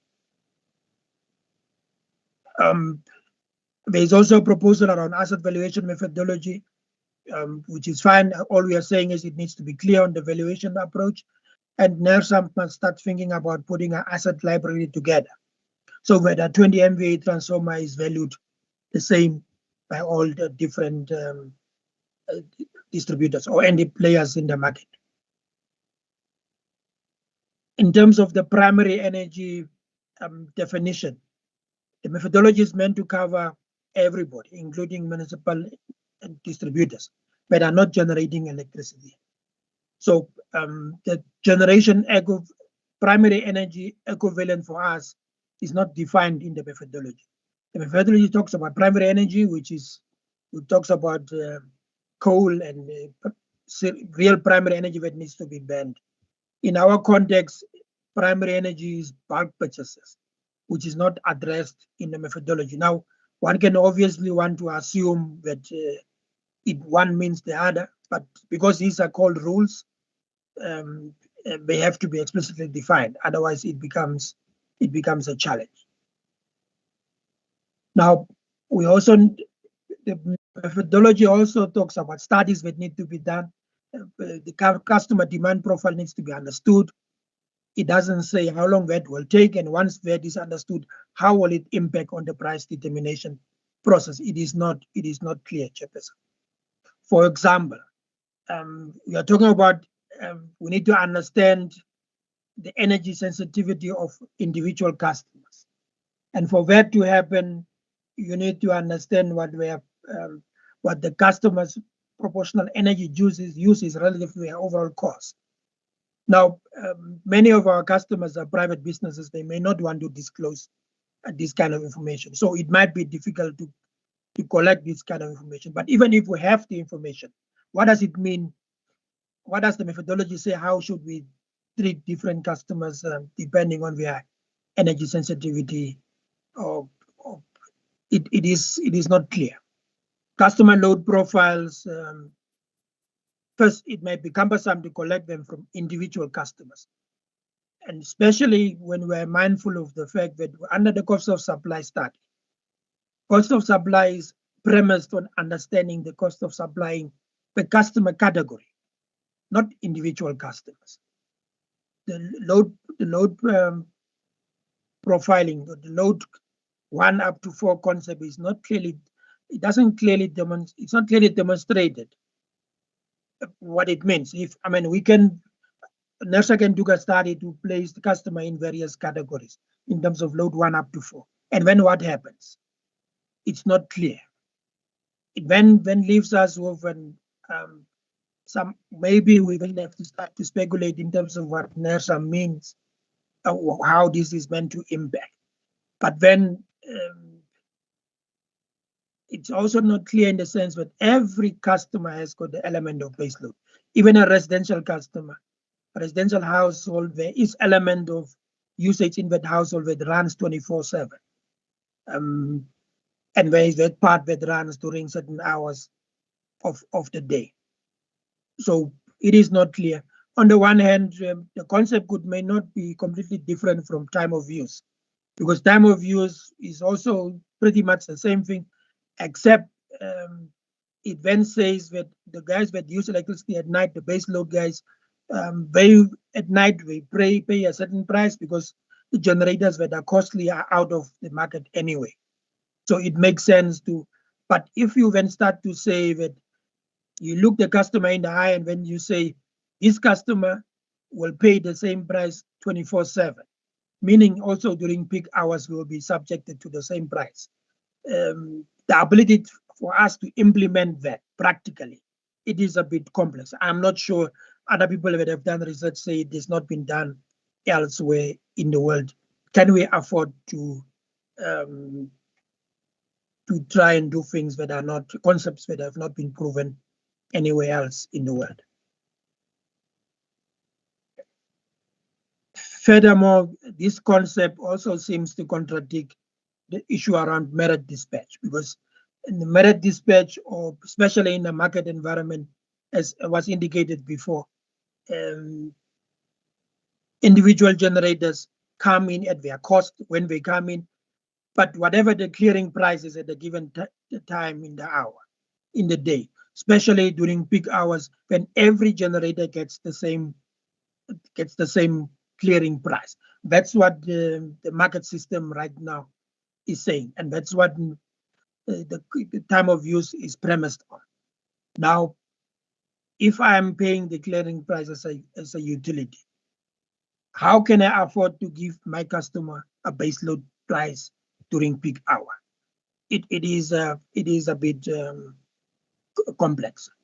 There is a concept about central purchasing agency, but again, it is introduced and left in the air somewhere in the process. I've already spoken about the data collection. The cost information will be submitted by licensees, may be converted into either single or multiple tariffs. It is not clear, depending on the nature of the activity performed, the weighted average tariff.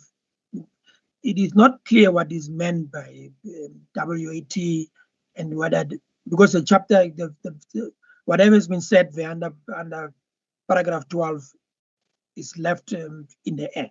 So some of these things are simply not clear as yet, and therefore we are not in a position, we would probably not be in a position to implement. The rules, for example, do not clarify how data requirement to be submitted by licensee or consumer to the regulator will be used. It says it will be used in the cost assessment and conversion in the cost structure, but it's not clear how it will be used. It's not clear how it will be converted. So we are shooting in the dark. We are not clear how this information that we are supposed to collect, for which will in any case take some time to collect, how it's meant to determine the tariffs. The cost information submitted may be converted into either single and a multi-part tariff. Again, it is not clear. In fact, this starts to, NERSA actually needs to clarify and come out very clearly whether this methodology is going to move away from what NERSA is currently doing, which is to approve tariffs, or is NERSA saying that they want to set tariffs? And the concepts are clearly distinct, because setting tariff has to do with tariff structure, tariff levels. For example, City Power Cost of Supply Studies says that we've got volumetric risk. Our tariffs are energy-based, whereas our cost is fixed, whereas our cost structure is relatively fixed. Our tariffs are relatively variable because it's energy-based. Now, we then says that we then have to start moving from one way to the other. So it is when, right now, because NERSA only approves, the prerogative of setting the tariffs and the tariff levels and the structure sits with the applicants. And when NERSA would only agree or disagree. But if NERSA wants to step into setting the tariffs themselves, first of all, it might, maybe the lawyers would have to come out clearly to say whether NERSA would be overstepping on its mandate. But let's say NERSA has the mandate to do so. Then NERSA would have to step up its capacity, its manpower. NERSA may need to have officers all over the country, because I don't see how a municipality somewhere in the Eastern Cape can only can have its tariff set by an official that is sitting in Tshwane, one official or two officials that are dealing with a number of municipalities. NERSA would simply need to have increased capacity, and probably officers in the various provinces to be able to move from approving to setting tariffs. There's, for example, a requirement for business plans to be submitted. Now, again, it's a complete change in the approach, but also it then means that currently normally in a municipal cycle, for example, it's budget approval processes that happened in the beginning of, at the same time as which when the NERSA processes are unfolding, are the ones that are supposed to approve a city power business plan for a given financial year. And I wouldn't therefore sit with an approved business plan to be implemented from the 1st of July in a tariff year at a given time, at the time that NERSA would require it. So it really seems to be a complete shift in the gear in terms of how things have been done. Having said that, it is our take, it's our concern that we may not be able to be, we may not in fact be ready to implement this methodology by November. In fact, if the methodology says we must collect certain data from customer, which must be analyzed.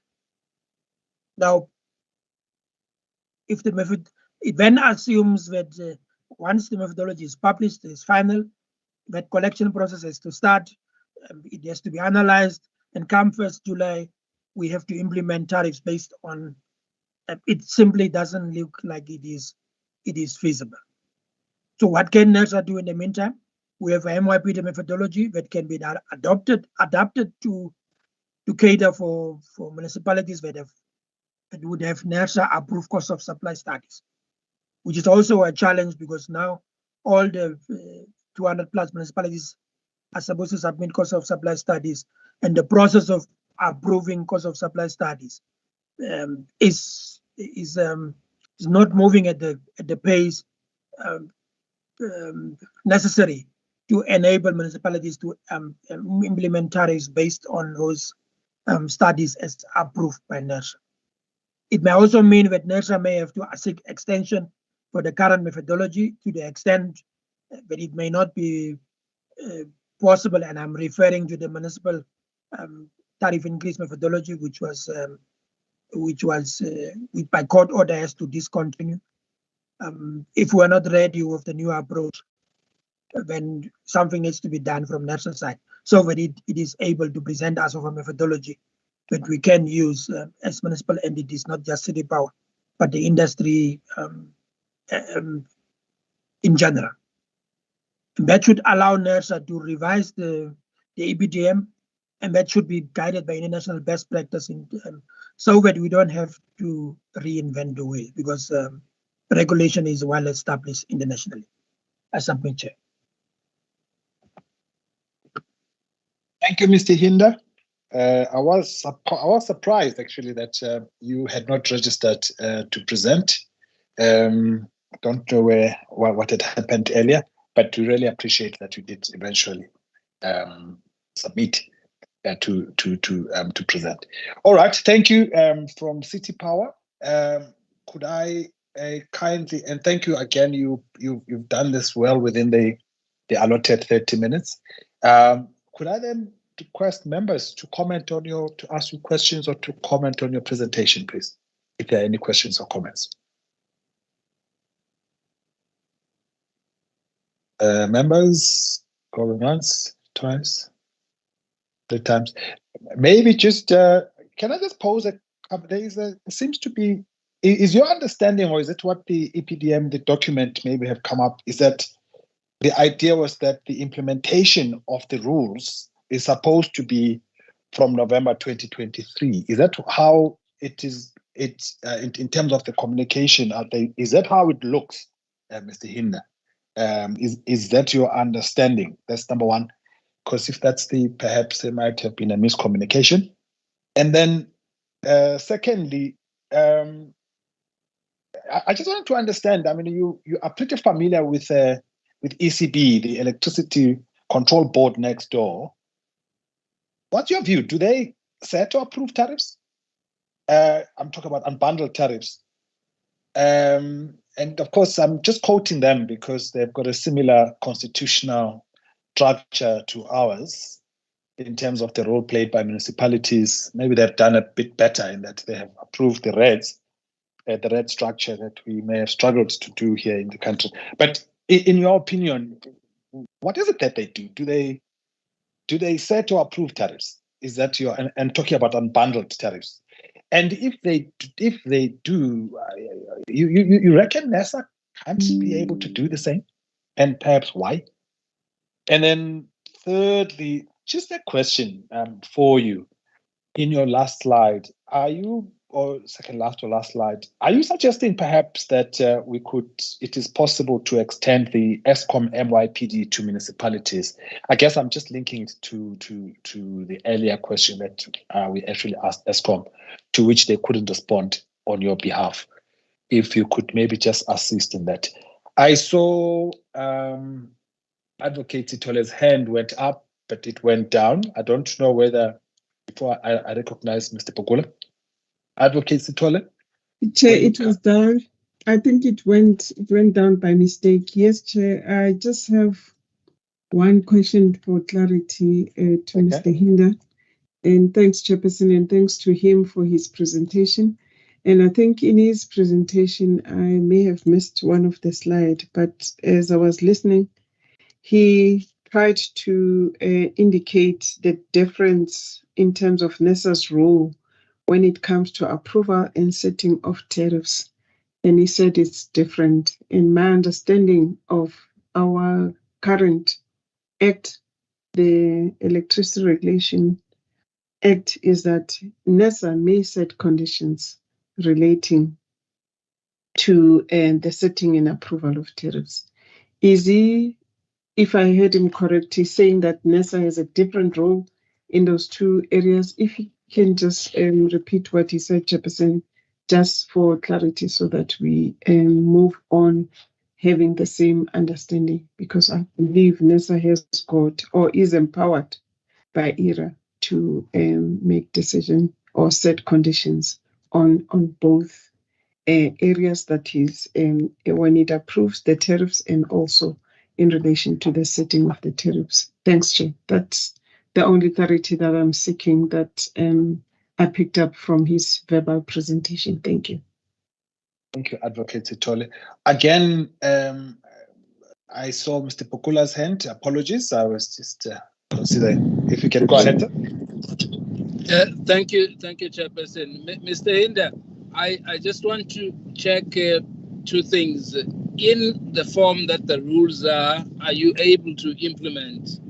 And if you are able to implement, how long will it take you to implement the proposed EPDM rules? Thank you, Chair. Thank you, Mr. Pukula. Mr. Hinda, if you can just assist us with those few questions.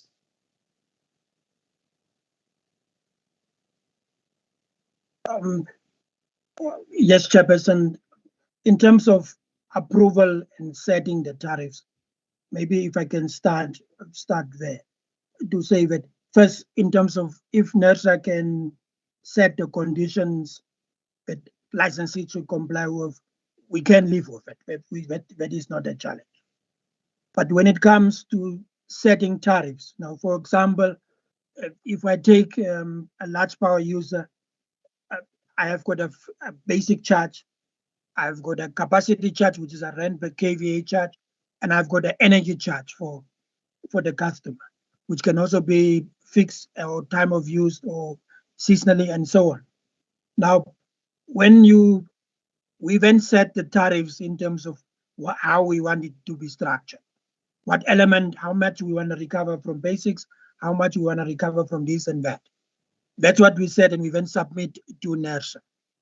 NERSA then does two things. We will look at how it will impact the customer and also to then approve or not approve.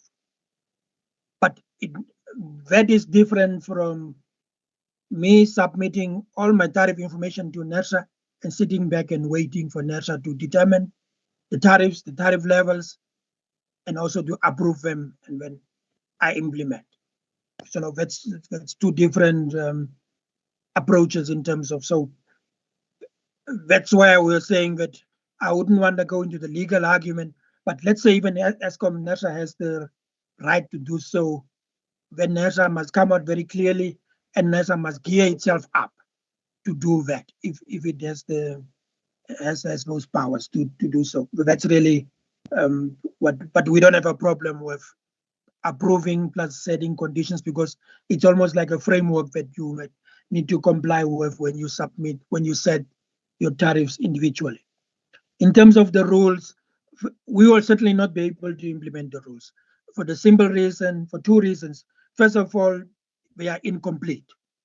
If we take the load 1, 2, 3, 4, for example, the rules say load 1, 3, 2, and it stops there. It doesn't say, once I know where my customers are, even though it will be difficult to know because not all my customers are on automated meters. So not all my customers are on smart meters. Some, and to roll out smart meters, first they are costly and it also takes time. So we wouldn't be able to roll out smart, while we are rolling out smart meters, new meters are always smart. But to go and take out all the meters and put them, replace them in this space in time certainly will not be possible. And then we collect the data from this smart meter. And once we have collected the data, then it still doesn't say what we do with the data, but even that would take time. So certainly we won't be able to implement the new rule by the 1st of July 2023. Secondly, if one looks at the consultation paper, it says the rules will be published on the 2nd of November, publication of the EPDM rules. Now, again, one then has to assume that 2nd of November, it means that ESCOM should then gauge, it will already be late for ESCOM, but they will have to give themselves up to apply and so on. So that's what we assume once the rules have been up. And also because we don't see NERSA preparing anything else in terms of what should happen for the next financial year. MYPD been adopted. Now, MYPD is pretty aligned to what the new EPDM methodology is talking about around the cost elements and what should cater for what. So it might, and it also has the consideration of cost of supply study and so on. So it is quite clear that that's the document that we have the most ready, even for which we certain things need to be fixed, of course, and changed, and there could be scope to do that, so that come next financial year, at least we will be able to move with an amended version that should be applicable to both Eskom and other entities. And obviously, talking about MYPD, I mean, the element of revenue, I mean, volume consideration has to be there. But obviously, we have previously said that things like RCA may have outlived its usefulness, in the sense that maybe it's about time that we have to learn to lay on the bed that we have made ourselves. If we take a view on volumes going forward, given having used very complicated tools to get there, and if we miss it, then we missed it, and then we have to adapt ourselves as a business or as an organization, and to live within the constraints, because no future is perfectly defined for us, and for as much as we would want to create some certainty. So there are certain things that can be improved in the MYPD, and it's been adopted for municipal use as well. I believe I have covered all the questions, Chairperson. Thank you, Mr. Hinder. You have indeed. But again, I'm assuming that you have made a formal submission. If not, kindly do submit. As City Power, have you made a formal submission? No, not yet, Chair, but we will do so in the next 7 days. All right. No, thank you. As you know, we unfortunately have to make our decision based on reasons, facts, and evidence. So, it's got to be something that hopefully something that we can reference. Thank you for your input. If you can share your screen.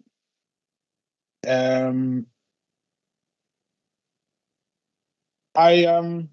know in the beginning I had indicated that considering a lot of issues that might be raised, that it might be opportune to then afford the other affected stakeholders or interested stakeholders who are also consultants who may want to expand on a few issues. And in that regard, I'm talking about both Luthuli Energy Corporation as well as Mr. Les Kichel. However, under consideration, I would like to just go against that suggestion and just leave it like that at this stage, because at the end of the day, the information that needs to be provided to the energy regulator, and if there are any clarification that needs to be made, they need to be clarifications that are sent to the energy regulator to indicate that the two members have got an opportunity to do that, to send those clarifications directly to the energy regulator. So I'm really just going to ask that we do that. However, I do like today, I don't always make these closing remarks, but I guess as the chair, one is allowed to do that. I just want to close like this and say, Section 10 of the National Energy Regulator Act prescribes the manner in which the energy regulator makes decisions. It enshrines the right of all affected parties and interested and affected parties to make representation on a matter at hand that will enable the energy regulator to make legal and rational decisions. There's an explicit obligation on the regulator to make decisions that are based on reasons, facts, and evidence. Such facts and evidence are incorporated into the decision making and reflected in the reasons for decision document. The members of the regulator, all 9 of us, take a collective and an individual responsibility. They take their collective and individual responsibilities very seriously. And they also engage, they engage on any matter at an individual and a collective level. And the members of the regulator are guided by the prescripts of Section 9 of NERA, in which the members are obliged to act in a justifiable and a transparent manner, to act in the interest of the regulator, not on their own or sectorial interest, to act independently of any undue influence or instruction, to recuse themselves if there's any conflict. And as holders of the public office, they are expected to act in that manner. But in the end, they need to act in the public interest. I'm just raising this because sometimes this might get lost in the inputs and that are actually made. I think we should always remember that, and that the members, there are 9 of us, and each one of us will consider any input collectively and in our individual capacity. I also like to just go into slide 10 and say the economic situation in South Africa is dire, unless other people believe differently. And unfortunately, the contribution by both the lack of availability and the price of electricity on the economy is known to all of us.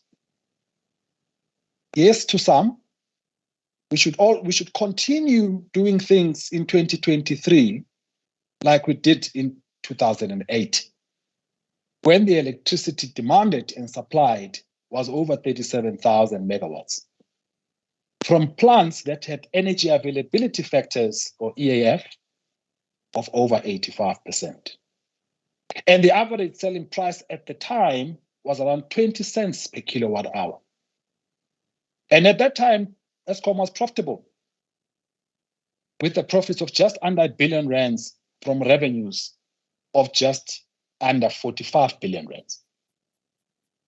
Take this 15 years later, Eskom can barely meet the demand of 27,000 from the original 37,000. And the EAF has dropped from the 85 down to 60%. But the average selling price has increased from the then 20 cents to over 130 cents per kilowatt hour. But unfortunately now Eskom is making a loss of 14 billion with revenues of over 250 billion rands. But the expectation is that we should continue regulating the same way. We are expecting to achieve a different outcome whilst doing exactly the same thing we were doing in the past 15 years. For me, if that does not talk to the Albert Einstein's definition of insanity, I honestly don't know what does.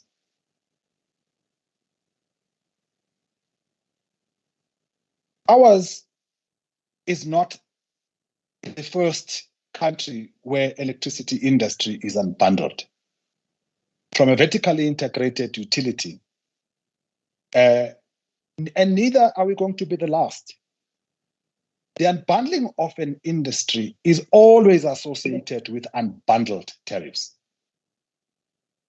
That is global best practice. NERSA is not giving itself powers to regulate prices or tariffs. In terms of Section 4A2 of the Electricity Regulation Act, it states, and I quote, NERSA must regulate prices and tariffs. We understand maybe that many are heavily invested in the present regulatory framework, and it is well understood. But this cannot be perpetuated at the cost of all South Africa. We need to move on. Maybe the speed is something that needs to be regulated, but we need to move on. Unfortunately, we cannot do this without Eskom. We cannot do this without active participation by the municipalities. Neither can we do this without the active participation by the private sector and the general citizen. We need to start somewhere. So I just thought I would close on this and then indicate that, as you would know, there is a general process that subsequently follows. There would be a formal electricity subcommittee meeting that will consider the inputs from all of the stakeholders and the analysis that has been provided, and then a decision will then be made based on facts and evidence. I'd like to thank you all who participated today, either by actively making presentations or by listening. On behalf of NESA, I thank you all, and the meeting today is adjourned. Thank you.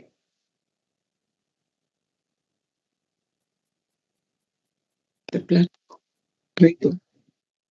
Thank you. Thank you, Chair. Thank you, everyone.